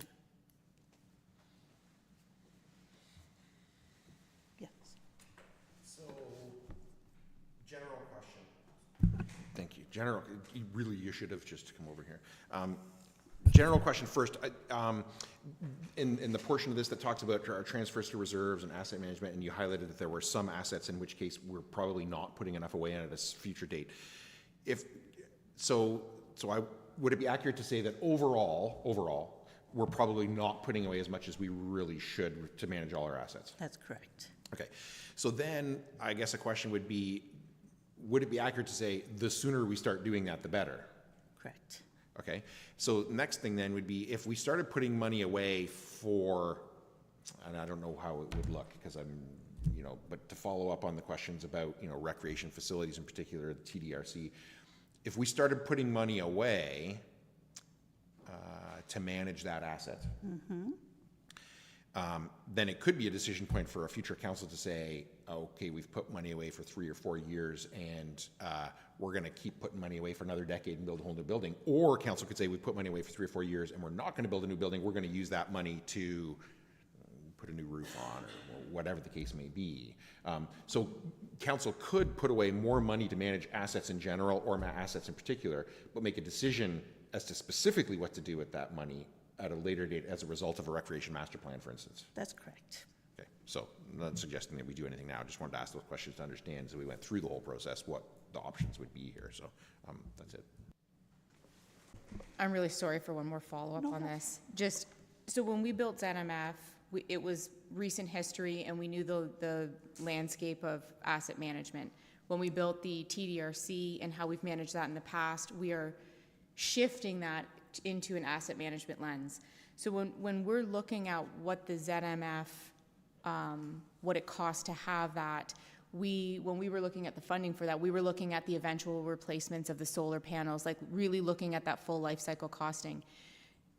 Is the idea through the asset management structure that our annual funding would eventually encompass the eventual needed replacement of that asset, or is the funding just to sustain that asset for the duration of its life? And if that's getting too far out of budget and it doesn't pertain to what's in the report, we can shelf that for another conversation. What I'm looking at is it just the TDRC redevelopment that is not captured in our reserve fund contributions because it is a pre-existing asset that we're now just bringing up into asset management funding strategies?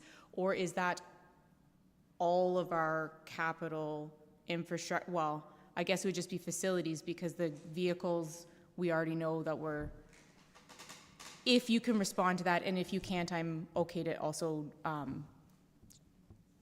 shelf that for a later conversation. I would have to go back and take a look at our asset management plan and look specifically to see how that particular property is highlighted in the plan, and if it's just at a replacement value right now, which that's what I'm assuming that our asset management plan is. It's for replacement. Okay.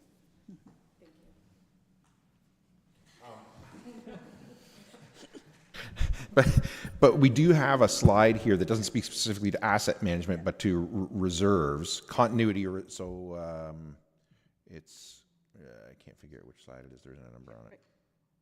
The one that's titled, Yep, page 20. continuity of reserves for the period 2024 to 2034. Yes, correct. And it does show the reserves for facilities, PW equipment, PW bridges, and recreation in various years, 2026 through 2033, not for all of them, as going negative. So I would assume, based on that, then, that there are expenditures of some form expected in that would exceed what we have put in there, what we have planned to put in those reserves. That's correct. Okay. We're good? Okay. Okay, we'll proceed with the fire department again. So for this calendar year, the fire department is looking for an electric pickup to operate as a command vehicle and utility vehicle to be shared with recreation to make sure that it gets the most use possible and as little downtime as possible. That'll be done by making that an emergency management vehicle so that all staff can use it. And the major difference between that and a fire vehicle is that it will not have lights and sirens. The purpose of having it be a pickup truck, and the reason why we're asking for one, is to keep those carcinogens away from the people inside, especially where we're sharing it with a department that hasn't signed up to take on the same risks that we have. We feel that that's the best way to keep them safe as well. We also have money set aside for communication systems upgrades that are just ongoing. They will outlast all of us and just always require further updates. The SCBA, I've removed all of that funding to put into our vehicle reserve for this year, and then we're going to break that up into smaller pieces and do it over the next couple of years, hopefully in smaller increments. We've requested a washing machine for Embro Fire Hall and Uniondale Fire Hall, which we've also received a grant for, or we've been promised a grant for $12,000, which will cut that cost in half, which I'm very excited about. The Saltos readers have already been spoken to, and the rest is general upkeep of equipment and maintenance and replacement cycles of those.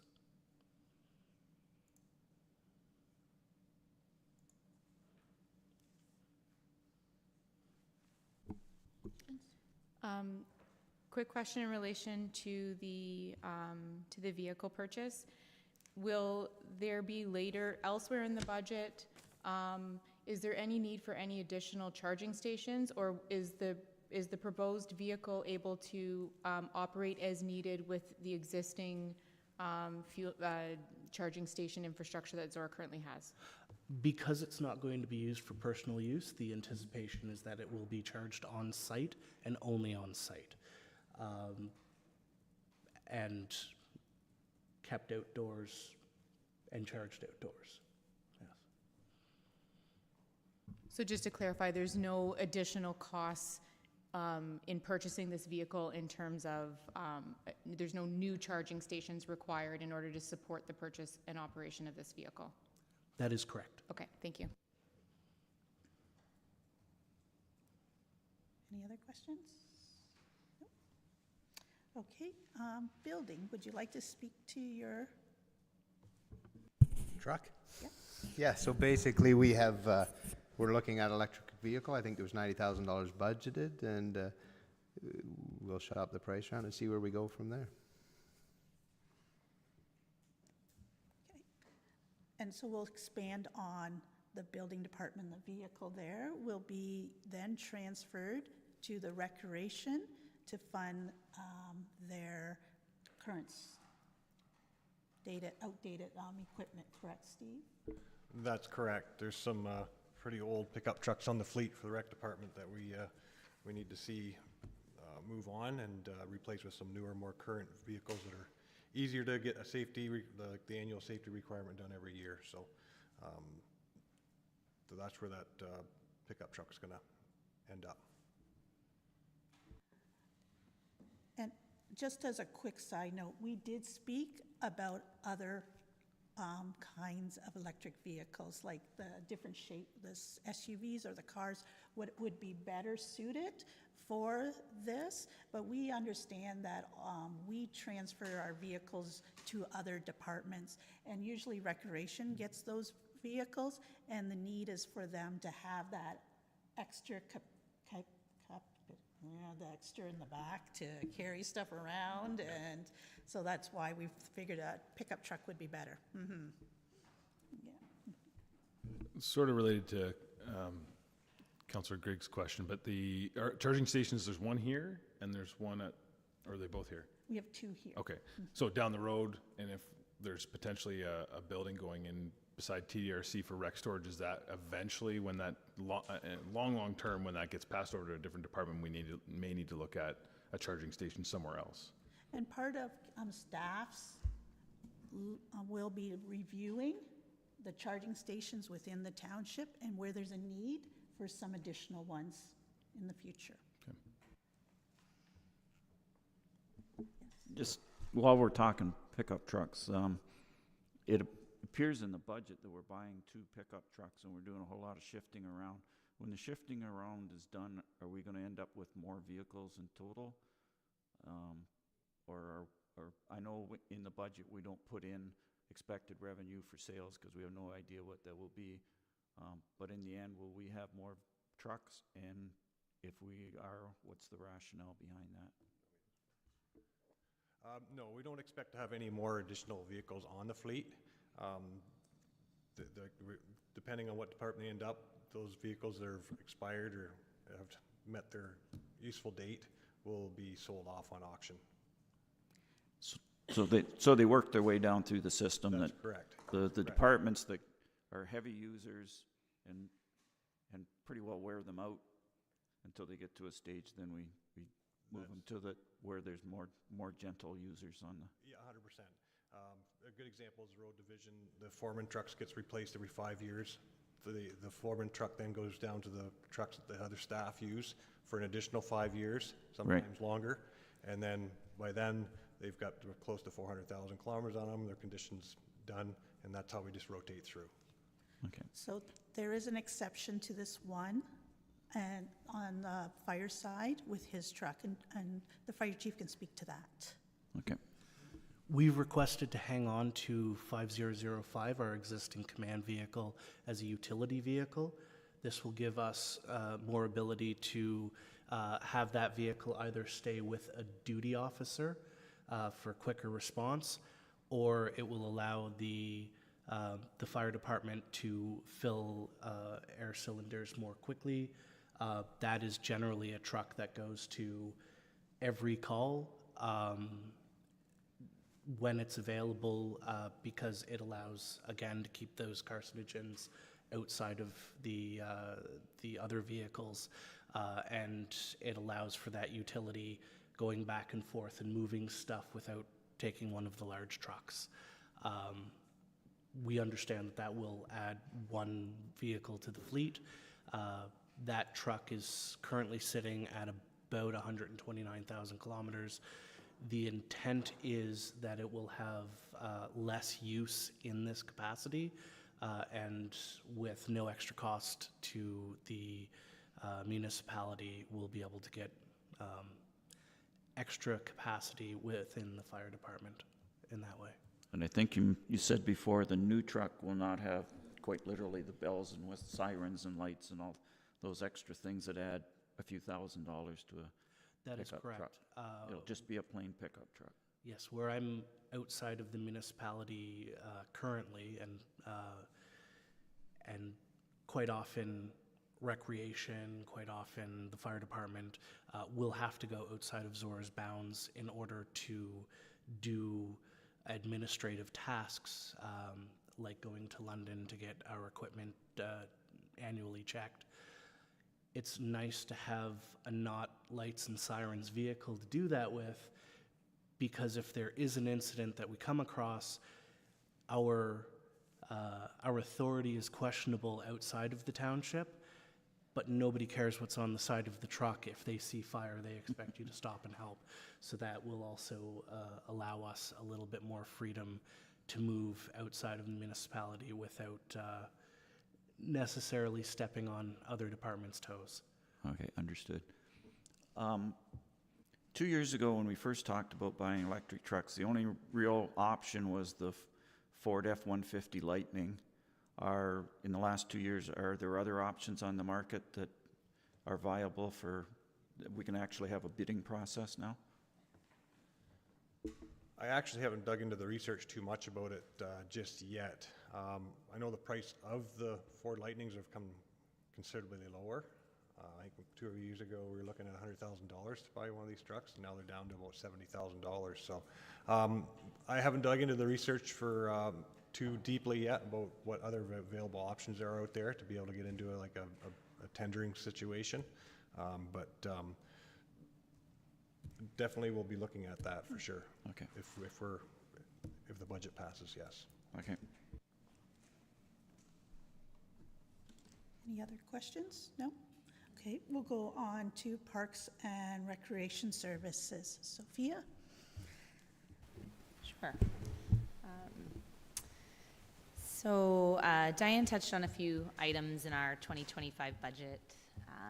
We do plan to continue the playground replacement program with Embro Memorial Park being slated for the next new playground. In our trails line, we have plans to continue trail development in the Wildcat Trail just to continue to improve its accessibility. And you'll also see, as part of one of the capital grant applications, a partnership with the Lions to continue to upgrade the Don Knox Trail over a 2-year period. So in 2025, we have plans to prepare the trail for 2026 paving. As for the arenas, we've planned for some refrigeration components at Thamesford with a compressor overhaul and likely our largest expenditure being a condenser replacement. And that has been captured in our recent provincial grant application. So we're hoping to receive some funding support for that item. And in Embro, we're planning to fund a new hot water tank and water softener.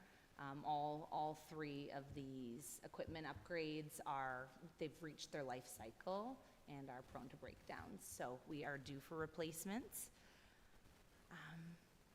And then I guess anticipating ZMCC's successful fundraising for the new multi-use courts, we plan to develop those courts in Thamesford here in 2025. So that's kind of a high-level look at our budget for next year.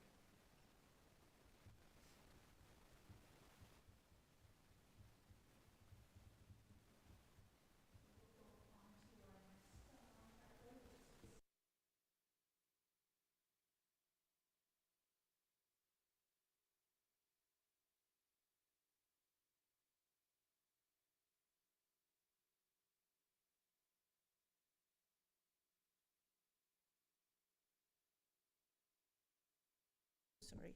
Could you speak to the first one with anything with the TDRC and anything related to what your department's looking after? Yes, sure. In the, so I already spoke to the condenser. That is definitely the largest expenditure we're planning for under facilities. For TDRC, we're also looking to address some parking lot drainage issues next year. For the security access and control systems, the facilities we have left to upgrade are Embro Town Hall, Embro Community Center, and the fire halls. And as for the pool, we're looking to upgrade, replace the window there. That's original to the building. That should help with some energy efficiencies, and upgrade the epoxy flooring. So remove some of that carpeted area in the staff room, and update the epoxy flooring throughout. I think that's it for me under facilities. Thank you. Steve, would you like to speak? ZMFs? Yeah, so, yeah, we're trying to always it's never ending, increasing our tools, and we require a floor polisher. We're currently using the floor polisher from the, I think it's the BD room, so they want that back. So, we've got that in the budget, and also some tools with the larger shop. We're finding some inefficiencies with some of our tool placements throughout the shop. For future possibilities of having a full-time mechanic, we found some opportunities we could increase some of our hand tools and air tools for a work bay area that would stay in the work bay area, not so much floating around the whole shop. Moved on to dash cameras. This is something that was recognized by our insurance company last year that we should be investing in. It's more of a liability covering the township for incidents on the roadways when we're performing any road tasks, whether it be construction or winter maintenance tasks. Having that extra footage or what have you for protecting the township in liability situations. And then the fencing and gates, which is a large part of this budget. We've found a lot of extra traffic in the facility and around the facility. We've had some theft. We've experienced some theft and some attempted theft of fuel, and just overall trespassing, ATV trespassing. And so we feel there's quite a threat there for the township. It's not just, the equipment that we're losing, and it's a liability that's we're facing there. ATVs trying to climb the gravel piles or the sand piles and such. So we'd like to limit that, and the fence would be proposed just to go across the frontage, as there's no access to the sides or the back of the property that way. We find that would really increase the protection of that property. And then the final project we're looking at is solar panels for this building. And we're looking to see if there's any opportunities for a grant. So we've put in the budget a 75% from grants. I don't know at this time if there is any available, but we've put it in here, hoping that there's grants available that we can take advantage of. Okay, yes. So the 325 is 25% of what we anticipate the solar panels will be? I have it, that's what the cost would be. That's the total cost? Yes, the total cost. With our fingers crossed that a grant will bring that down to Yeah. 75 or 100, somewhere in that range as our cost to it. That's correct. Yes. On the dash cams, Steve, cams, are they going in every vehicle, or just pickups or trucks or graders, or what? So currently we have them on our patrolling vehicles, so the two pickup trucks that do the routine patrolling and the winter patrolling. We look to expand that to all our maintenance vehicles, so all our trucks that actually do the plowing and graders that do plowing. For starters, we're not too concerned right at this time about our grass cutting tractors and roadside maintenance tractors such as that. We're not including those in this budget. For now, I think we find there's a more importance to have the stuff with cameras in it that are doing the actual plowing the roads for, say, or so the ones that are on the road. That's correct. Now, do they have what's the capacity as far as storing data on there? Like, is it hours and hours, or? Yes, it's hours and hours, and it actually goes right to the cloud. into an existing fleet tracking system we already have. So it's live all the time. If you were to go and track, bring that piece of equipment up on your fleet tracking software, you'd be able to see the dash cam view of what they're seeing at that time. It's live. And the fencing you referred to, that's combination of security and liability that will potentially damage to our facilities, loss of gasoline or fuel, and then if somebody hurts themselves on ATVs in there. And yeah, 100%. With the cameras, we really didn't realize it until we started noticing things, and then we started paying attention to it, and it's quite shocking actually, the amount of traffic that comes in there on the weekends and at nights, and ATV traffic. You know, the septic mounds, they have fun out there. You know, we witnessed a couple kids on a four-wheeler with no helmets on doing that on that property, right? And it scares the heck out of you. And we need to do something that try to protect ourselves that way. so it's a big ticket, but if we were to get sued, it's a small ticket. It's a small ticket. Yeah. Okay. Steve, with the gates and fence, are you gonna do like the key fob entry to the gate then? So then you know who's... So it'll be either set up through the existing key fob system we have, or it will be with the remote systems we have for the doors. We haven't gotten to too much depth of exactly how we're going to do it, but yeah, I think probably we'll be looking just with the remote system that runs off our overhead doors. So just to clarify, when we have projects in our current year proposed budget that have sort of wishes of grant funding, but of course we don't know until things are announced, and then we either have a successful or unsuccessful application.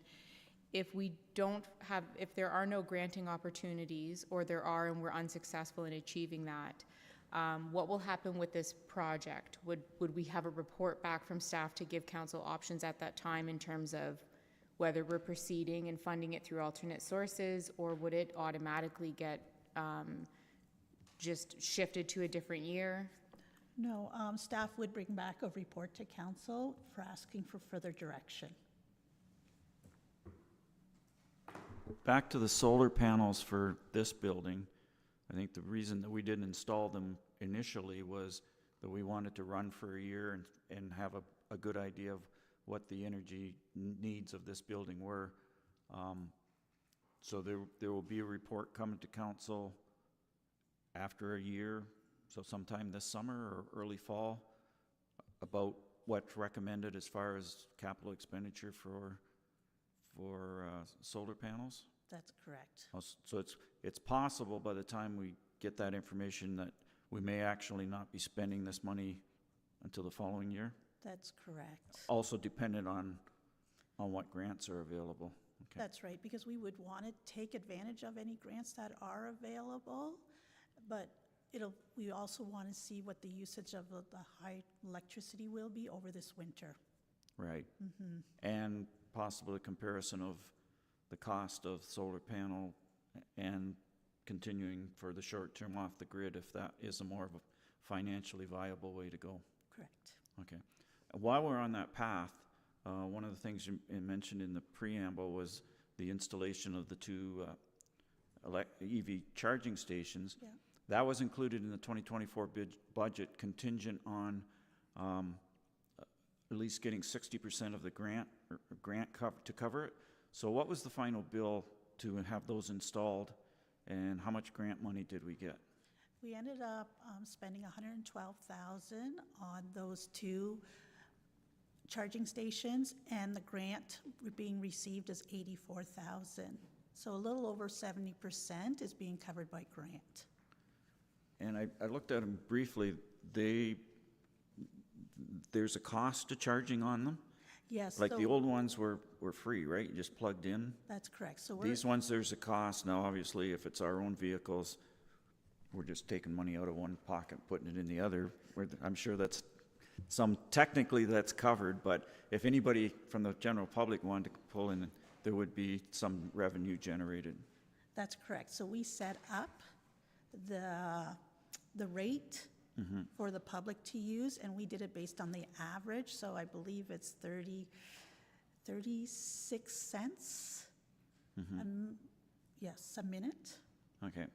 right? And employees get a discount, so I Okay. believe theirs is 30 cents that we chose, and then our fleet will have them, it'll be zero. We won't have a charge on our fleet. Right. And so that there'll be a revenue stream in the operating Yes, budget when that comes through? that's correct. Okay.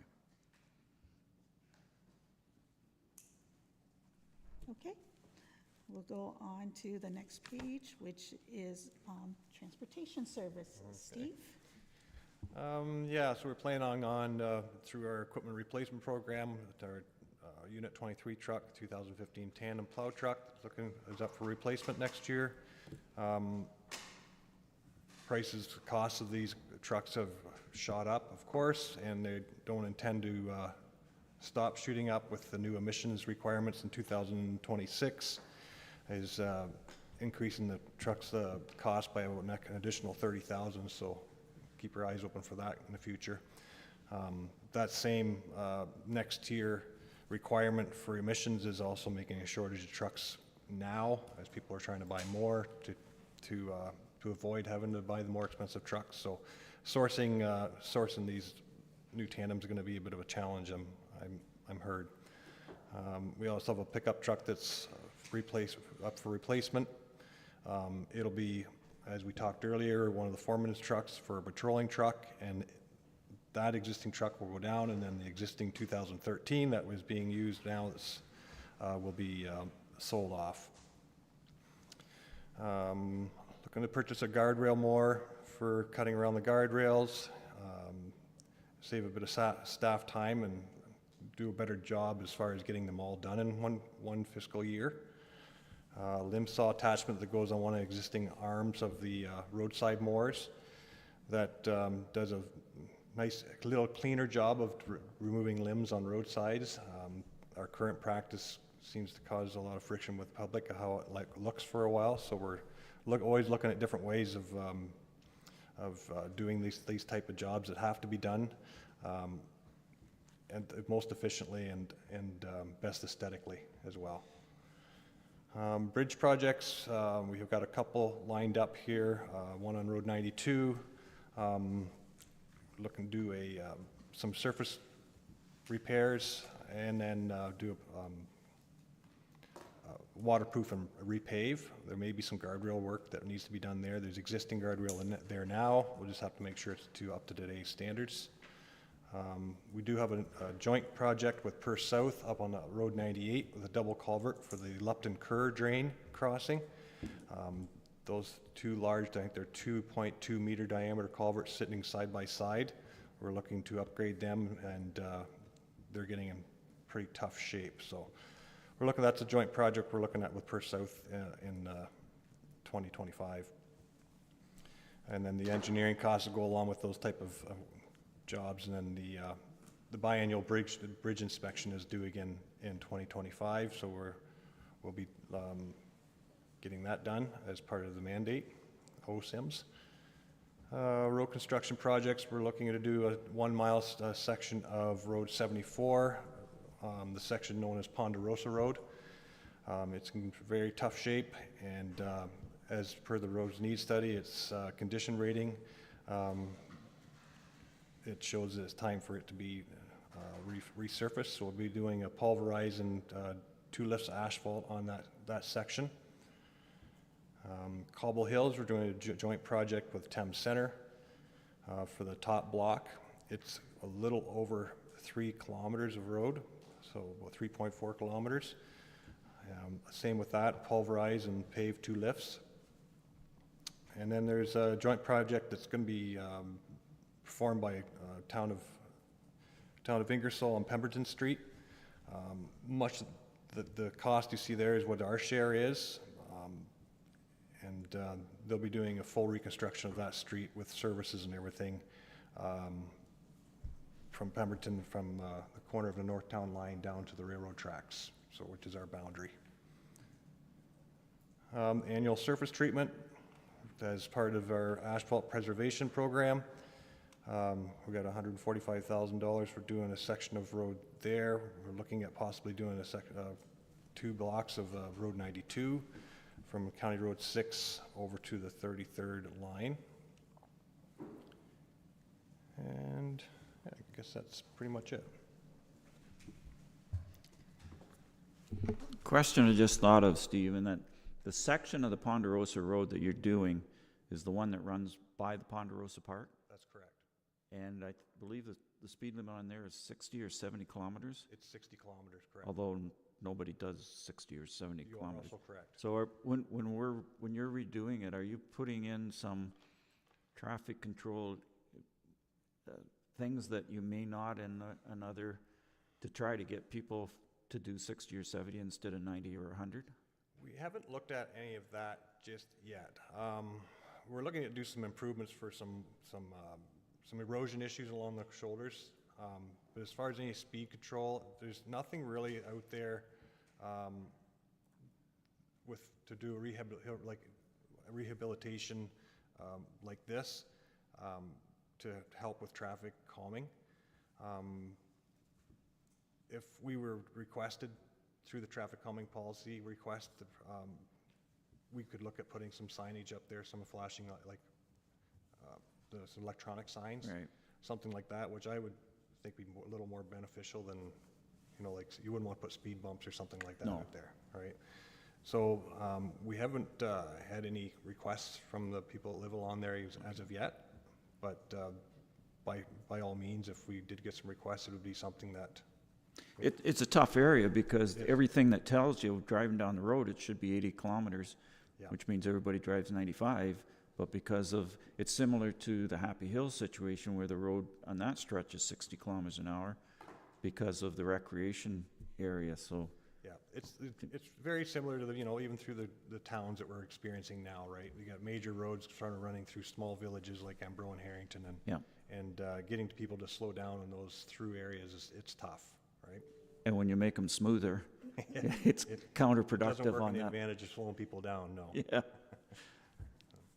And this question doesn't apply necessarily to the 25 budget, but the projections for the 10 years on equipment replacement. One of the benefits we saw to the ZMF and all the, especially the washing and the pit and all that sort of thing, was that there was an expectation or a hope that our equipment would last longer. In those 10 years projections, are you basically sticking with replacements, historic replacements, or have you stretched out some of that equipment that's going to last an extra year or two? So currently, right now, speaking for truck replacements, if we order a truck in January, as soon as budget's approved, and January 1 we order that truck, it takes 2 years to get into service. Yeah. So by the time you order it, that piece of equipment that you replace you've kept it already an extra year, right?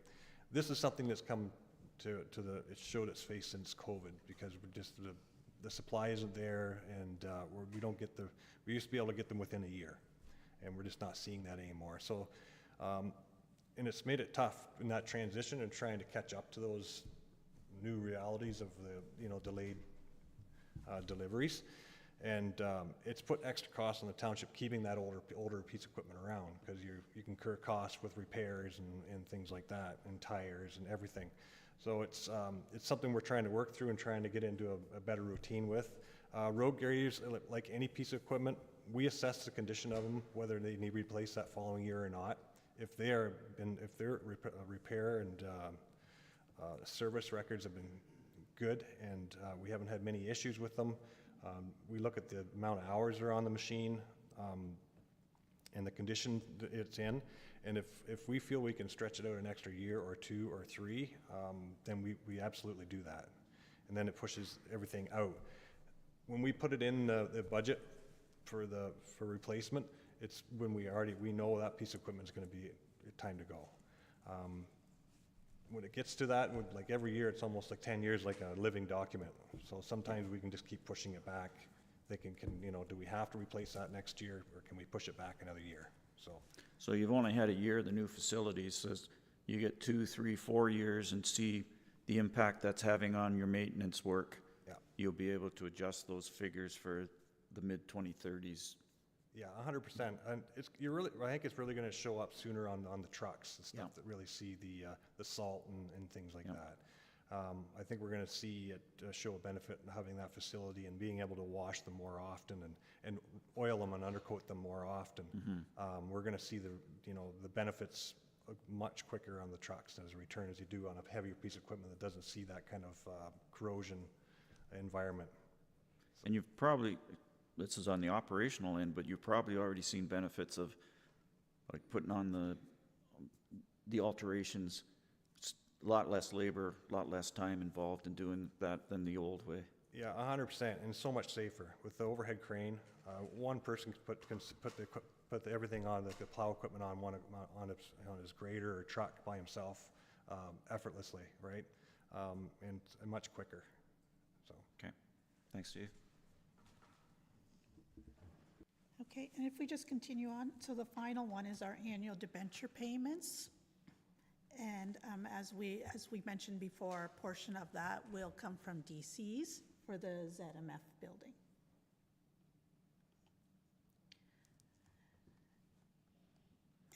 This, as we had spoke earlier, this is our reserve schedule and how those transfers to reserves and how we're funding the projects are going to look over the next 10 years.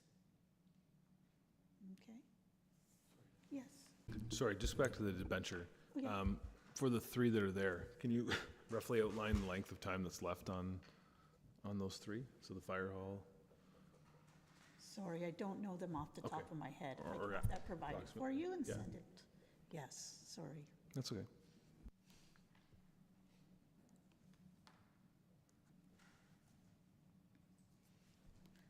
Yes. Last question, I think. The big game changer in this is development charges. And it's allowing you to bring in a pretty modest budget here and still meet our immediate obligations. Correct. The numbers that you've punched in for development charges, do they come directly from that report that Watson and Associates gave us back in the summertime to come up with what we've already got for development charges and what we expect to bring in for development charges over the next 10 years? That's correct. So the projects are taken from the study, so all the expenses, and the revenue is based on that. We took the number of homes in the growth, and then we've just spaced it out evenly throughout the 10 years, that growth and the revenue from those development charges for the growth of the homes. So what happens will happen, but based on the best available information from expertise who provided this to us, we're confident that this funding will be coming in this year, next year, the following years, and we can budget using those numbers. That's correct, and it's going to be also, it's the cash flow it's going to be affected, right? Because we don't know when those homes are going to be completed. We could have a spike, or we could be carrying it for a number of years because those homes are not being built. The developer doesn't have the sale of those homes, right? So it's going to be all depend on how fast those sale of those homes are going to be developed and sold. And that's why it may be prudent before we start putting a whole pile of money away for some major projects to find out how quickly this money's going to come in, because we have no control over how quickly those houses get built. That's correct. Okay. Any other questions? Yes. This is actually a question I asked you yesterday, but it really builds off of sort of some questions that I would have had leading from Paul's question. In terms of the development charge study, so everything that's in this budget that's funded through development charges, that's because it was captured through that study, and that's the method of us collecting those funds and attributing them to those projects. So as Councillor Mitchell said, we don't know what the timeline is going to be, so the cash flow for this, we don't know exactly when that's going to happen. Can you speak to what our requirement is in terms of how and when we use those development charges to fund these projects, and if we have the flexibility to, instead of having that significant impact on the tax levy all in that 1 year, stretching it out in different places, what tools do we have in terms of using development charge funding through that program? So we can take our development charges and the reserve, and we can borrow from it, and we can go into a deficit knowing that we have to put the funds back into that. So we would have to use other resources to fund those projects until the development charges come in as a source of revenue. So that could be either from our working fund reserve, it could be from a line of credit, it could be from a different, my recommendation would be using your working fund reserve, that is your cash flow reserve, and then fund it back in again. And that is something that we can discuss as council when we come to that year where we're seeing that our DCs are going to be into a negative there and to fund all these projects. Yes. Just as a quick follow-up, that development charge, even though it's going towards a debenture payment, which is an annual payment, and we haven't collected them in full yet, so we have to borrow money to put it all on this single year, that is how that works, that we can't just take a portion of that development charge and put it on this year's debenture payment, and then as we collect more development charges, put it on future years' debenture payments, that it must all be made in that one payment through the development charge process? That's correct, because it was recognized in the development charge study as a post-benefit. So it was a project that was already completed that should have been captured as growth, and that's why. Sorry, I just want to build on your comment, Paul, about, putting money away for something that you don't know when you're going to need it, type of thing. But there is a distinction between replacing an existing asset and then what would actually be deemed something that you could use development charges for, which would only be the expansion of that. So if you're simply just replacing an arena, because I'm going to keep using that example because it's relevant, we can wait until growth happens, but the growth is not what's going to replace the existing asset, if I'm not mistaken. That's correct. That's correct. Okay. So it would be if we were going to build a twin pad, for example, again, or add something else, recreation, to it as a result of development charges, that's what that would pay for. That's correct. Okay. So just to further clarify that, the example that I've heard used before is if you're replacing a single pad with a single pad that's DC exempt, you're paying through taxation. If you're going to increase the service level as a result of growth, not just increase the service level, but increase the service level as a result of growth to add a second pad, that portions of that would be eligible for DCs. That's correct. Thank you. Do you have anything else to add, Kim, on that? I just thought maybe it's helpful to tie the asset management discussion in with the DC, development charge discussion. So your asset management includes all your existing assets, and eventually, once we actually eliminate any of the gaps that we see in the funding of the replacement of those assets, essentially your asset management plan, when you look at the financial strategy, should eventually fund fully the replacement of those assets.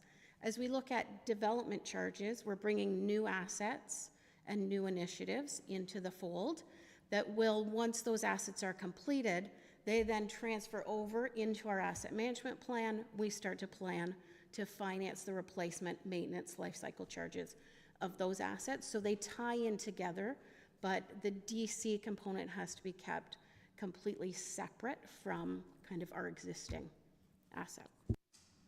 Thank you.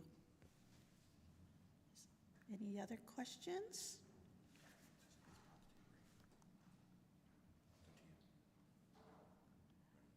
One more.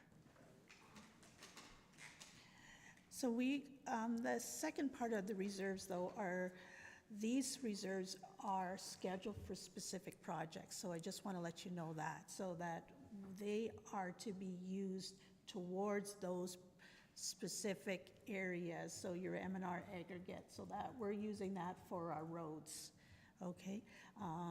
The earth, that is, those funds were captured a number of years ago, so we're using it towards specific projects. And then we have parkland, that's the dedication goes in here, so it's for new parks that are coming in. So that's the only thing I wanted to bring up. And otherwise, we can stop we have any other questions? I have one more. Okay. So looking again at the continuity of reserves for the period of 2024 to 2034 sheet. Yes. This is kind of a question of understanding for me. So it sounds like, and I know the asset management plan is not complete, but it is showing there that there are some reserves that will go into the negative. And we maybe are going to have to look at some point in the future at additional funding for an asset management plan. So, but if I look at some of these, like, so some of them go negative, but I'm going to pick one out here because it's a clear example, I think, and this is really what my question is. The fifth one down, infrastructure project, starts out in 2024 at 870,000. By 2033 is it, or sorry, by 2034 is at basically 2.6 million. Is there, I don't know exactly what, falls under the category of infrastructure projects. Is it possible that there's room in some of these categories of these reserves to move some money around to fund those? And would that require sort of, any kind of direction from council, or is that something that staff have the ability to do anyway? We can move stuff around. It would be based on a reserve policy that we have in place. And so the infrastructure projects alone, that used to be our broadband reserve, which was changed over into infrastructure projects, and we'll also handle green initiatives too, or climate change, that kind of component. And as staff are working over the next couple of years on specifically green, this will tie into that area. So, and staff will be bringing forward a report on that. But the reserve schedule follows the reserve policy that's in place at this point, which at any time can be directed by council if we want to use those funds for other areas. So a follow-up then would be, as part of this budget process, if council wanted to, could we have a discussion, or maybe we would even need a further detailed report on, should we be looking at adding more to asset management planning funding in the tax levy, or should we be looking at, do we move some of these funds around, and maybe overall we're collecting enough, we just need to reallocate it? Or I don't know. I don't know if that would be, maybe council's not interested in having that discussion. I don't know, but I'm just wondering how we might. Is that a thing? I guess I'll attempt to make a long story short here now. It's too late, but anyway. Is that a thing that staff have the ability to do, or should council be looking at those reserve policies to say, do something different with these, or to give staff the ability to do something different? My recommendation would be for staff to come forward with that recommendation.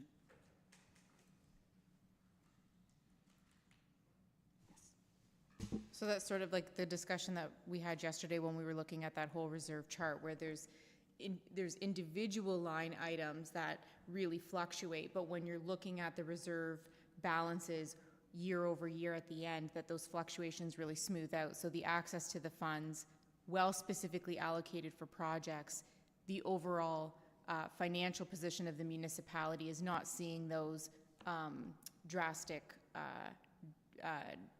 highs and lows. Yeah. And that because of that staff don't have concern around the health of the reserves, because the overall volume of them is not experiencing those sort of, really building and then dipping down that we're seeing in the individual lines. But if we were to start seeing drastic changes in those overall reserve balances at the bottom, that might be an indication that we need to look at things differently. That's correct, and because it also has to work in partnership with our asset management plan. So we have to remember that our assets, we have a large volume of assets, so our reserves need to be available to keep our assets in the position that we want them to be in. Mm-hmm.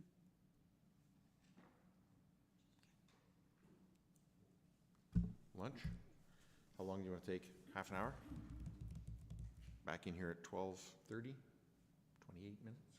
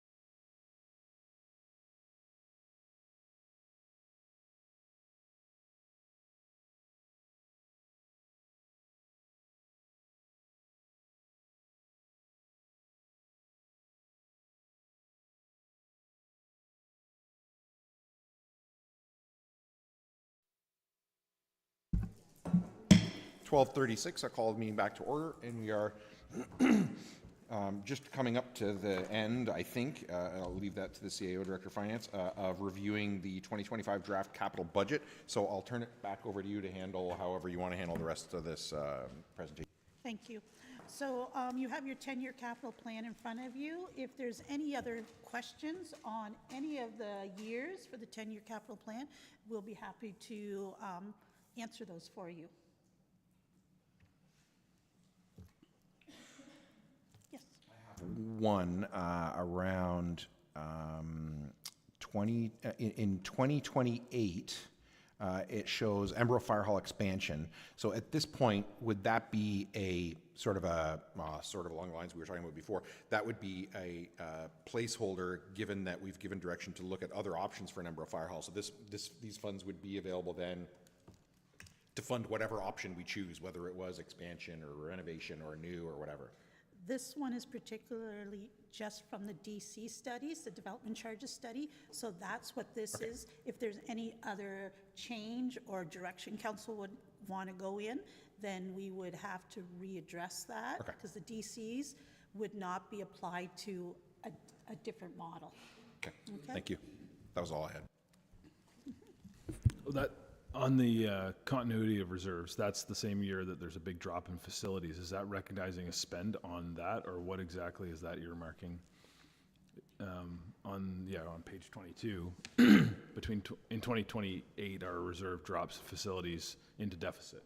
So what I have noted in here, that I have an error in between 27 and 28, and there's a duplication of the Embro Fire Hall renovations, $1 million.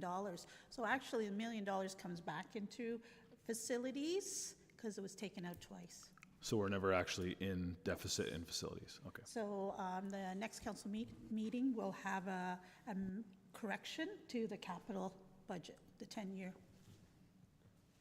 So you're only slotting $1 million because there was $1 million for renovations and another $1 million for expansion, but Yes, it's the same project, but it went in twice instead of just once. So okay.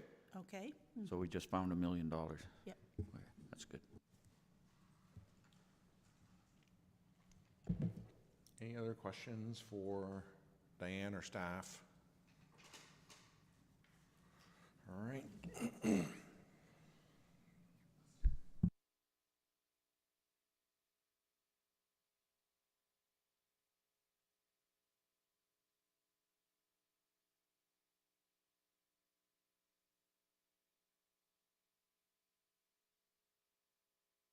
Do I have a mover? Have you got a seconder?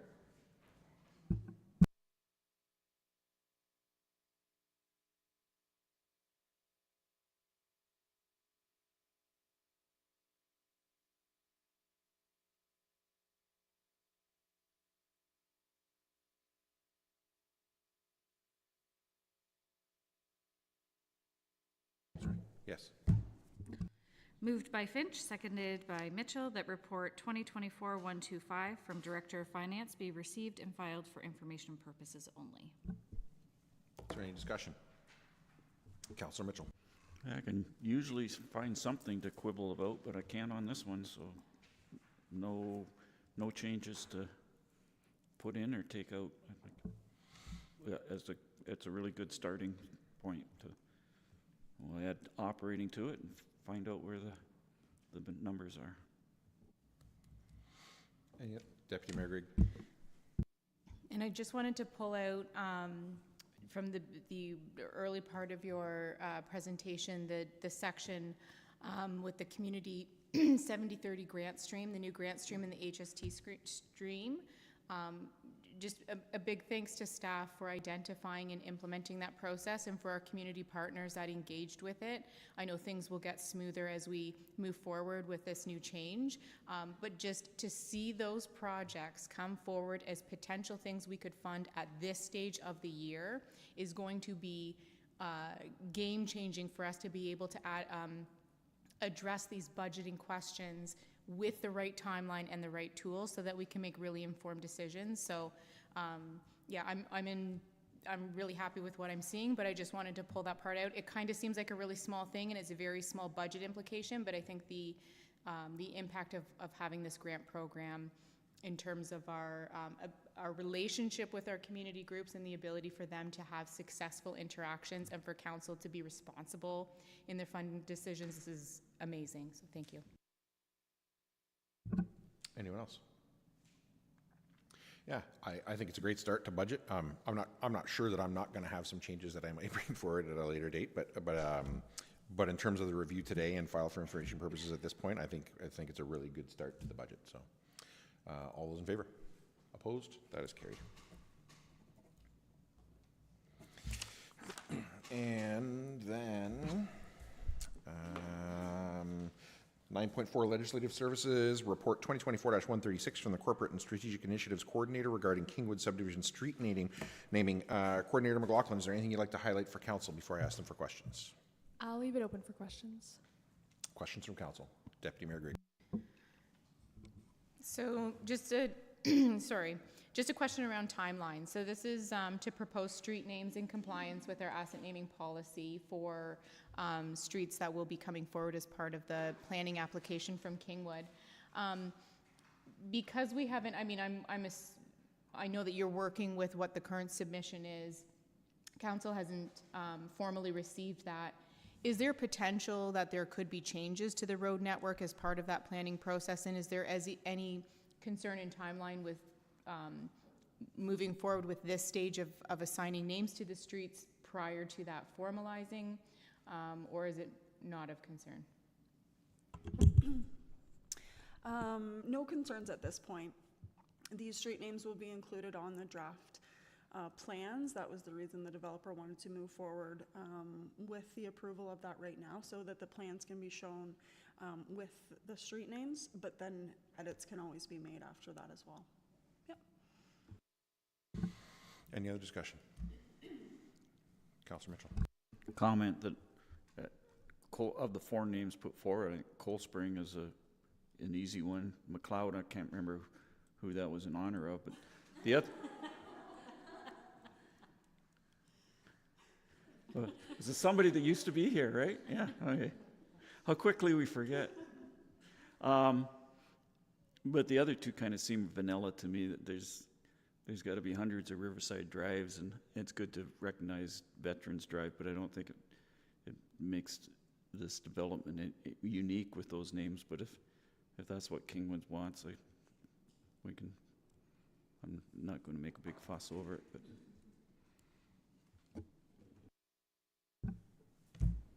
Do I have a mover? Deputy Mayor. Moved by myself, seconded by Stuart, that council approve the recommendations for street names for the Kingwood subdivision as outlined in report 2024-136. Any discussion? Deputy Mayor. Yeah, I think there's some recommendations in here that I like more than others, but I have zero concern with any of them. I know that the development is the Riverside development, so to have that name be part of what they would like to see is fine. I'm happy to see the reference to the policy, and then sort of how this process interacts with that policy. That was something that I got really hyper focused on for a little bit of time, and so it's nice to see it in use. And the only question I have for staff is in relation to that document with the asset naming registry. So while these names weren't selected from the pre-existing registry, that registry does serve as a great online source for residents now and in the future to look up and understand what the meaning is of those street names. Would these names be able to be added with a write-up provided either through Kingwood or the township staff, so that the meaning of these names and why they were assigned to these assets is part of that record? Yes, they can be. Excellent. Anyone else? Did I ask for a mover? I don't think so. Do I have a mover? We did, yeah. We did, so okay. I just went through it. Thank you. Thank you. Like beginning to end today.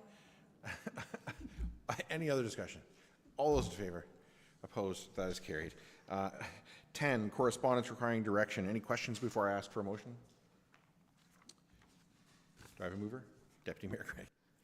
Moved by myself, seconded by Councillor Stewart, that the Council of the Township of Zorra approve exemption to the noise control bylaw submitted by Jennifer and Kirk Carter for an event located at 17 Davie Street on December 14th, 2024, to allow amplified music from 6 p.m. to 12 a.m., and that the applicant informs surrounding neighbors of the event by November 30th, 2024. Is there any discussion? All those in favor? Opposed? That is carried. So that was 10A. 10B, C, D, or E, anyone? No. Councillor Mitchell. Yeah, I have a motion here for 10B. Moved by Councillor Mitchell, seconded by Councillor Finch. The council directs staff to prepare the necessary letter of support as requested by the Children's Aid Society of Oxford County. Is there any discussion? Councillor Mitchell. This is in line with things that we've talked about before, whereas social issues that should be funded through the province, through other tax streams should be, rather than funded by municipalities through property tax. So I think it's easy to support their request that the funding change be made. Any other discussion? All those in favor? Opposed? That is carried. And 10C, D, or E, anyone? Deputy Mayor.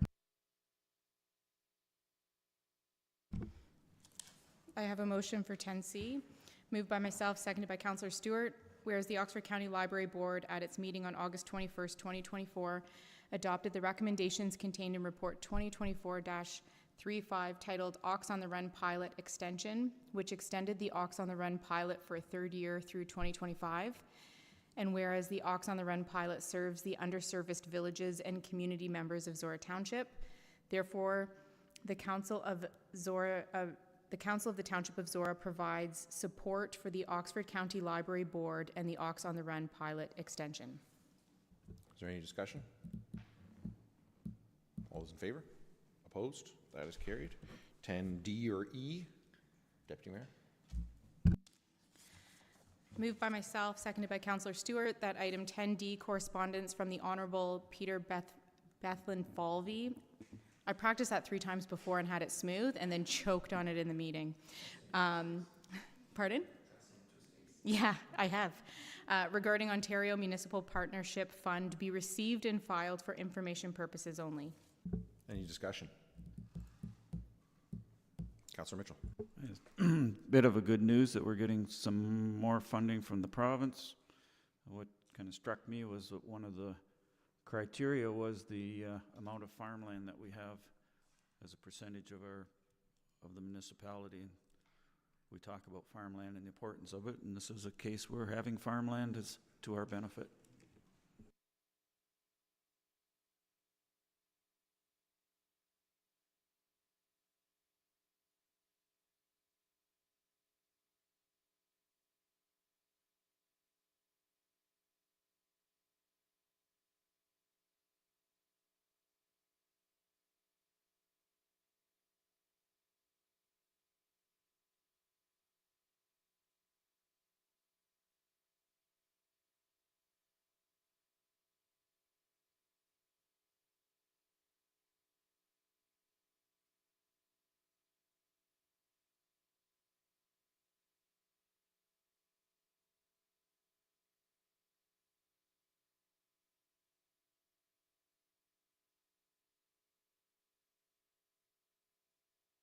So, sorry, I was sorting that out because again, that's the day we're having. Any further discussion? Yeah, I think when I saw this, I was initially happy. I emailed Diane and Kim right away and said, and confirmed that it is more money, and it is, and it's good. I did dig up a delegation request, a delegation submission actually that we did as Zorra in 2017 to the then minister, not Bethlenfalvy, about this. So I mean, there's value in doing those delegations, right? Like we didn't get a check in 2018, but let's not pretend that these things, cumulative over time, many municipalities don't add up to a change. I mean, since then I've sort of thought about this a little bit more, and it's like, it's still way short of this, the original intention of of OMPF was to make up for the 75% that we don't get from agricultural land, and this is still way short of that. So, you know, at first I was kind of excited about this, like, yeah, here we go, and it's like, but in reality, it's in effect crumbs off the table as opposed to the fulsome refund that we should be getting for the 75% reduction of agricultural land. So, good. Certainly helped our budget this year, and will every year going forward, because it's, you know, structural, but not all that I think our residents are owed, to be honest. So, any other discussion? All those in favor? Opposed? That's carried.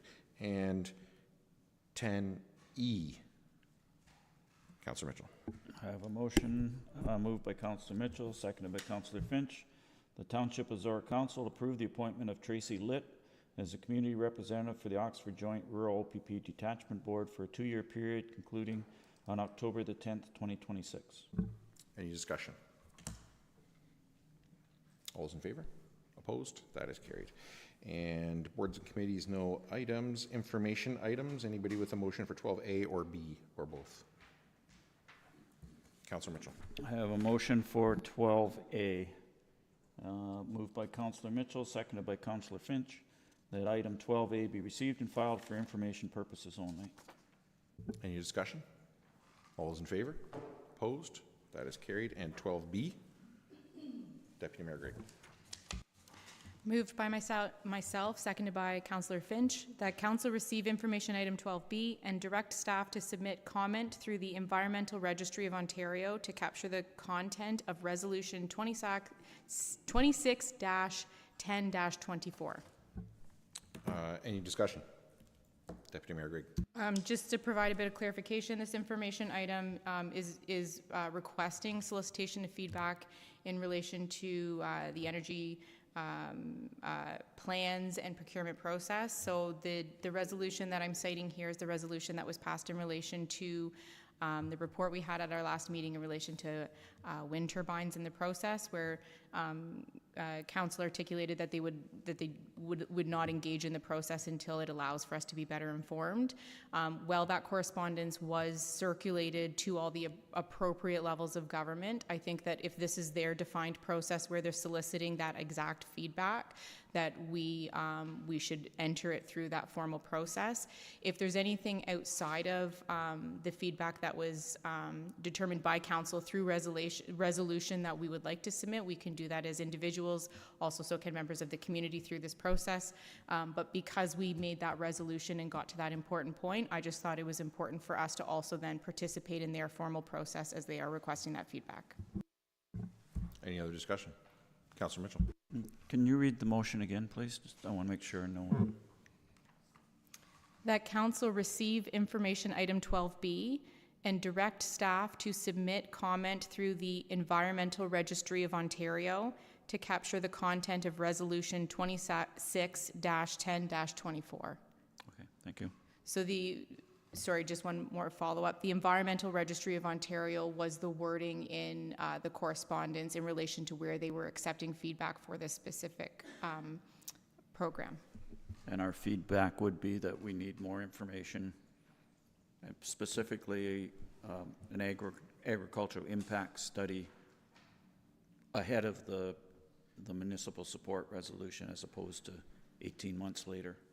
Is that the essence of what we're asking for? So what I've included is just the content of that resolution. So what I'm just looking for staff to not have to sort of guess, but just to utilize what the language was from that motion. If there's anything further that any of us as individuals would like to submit as individuals, I think the process allows for that. I cited the resolution, so just the wording from that resolution. And if you want a moment to review that before. No, that's.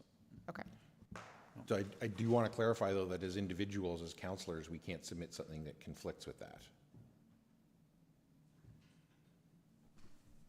Correct. My intention was if you were wanting to submit on other aspects of the energy plan for Ontario or any other aspect of the procurement process, that the only piece that I'm asking for staff to submit as feedback on behalf of the Township of Zorra within this deadline is the resolution that we've already agreed to. Any other discussion? All those in favor? Opposed? That is carried. And bylaws. Councillor Mitchell.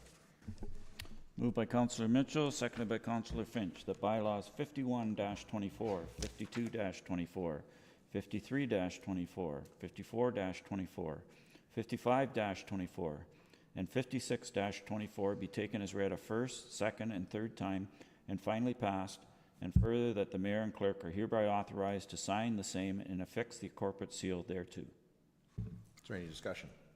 All those in favor? Opposed? That is carried. And items of community interest. I'm going to start off with Remembrance Day observance in here at 2 o'clock on Sunday, and then in Embro 10 o'clock at, I can't remember which, is it at Knox? Yeah, at 10 o'clock on Monday the 11th. And then I guess who else is going to, Councillor Mitchell. There's a remembrance service at Christchurch Lakeside, 11 a.m. on Sunday. I will be attending that. Anyone else? Councillor. November 4th, the Heart of Oxford is at the Woodstock Auditorium from 10 a.m. to 8 p.m.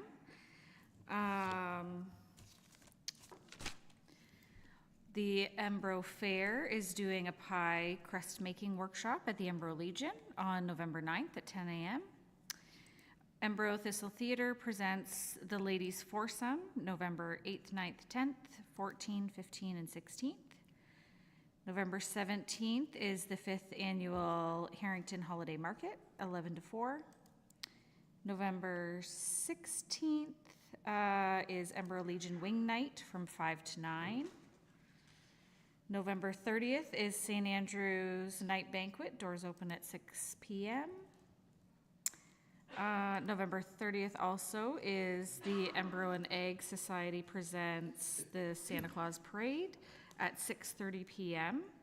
with Meet Santa afterwards at Knox United. And Westminster Church is presenting the Nonsense Christmas Musical, November 22nd, 23rd, 29th, and 30th. Busy month. Anyone else? Councillor Mitchell. Wednesday, November 13th, 7:30 p.m. is Wisdom Wednesday at Brown Schoolhouse.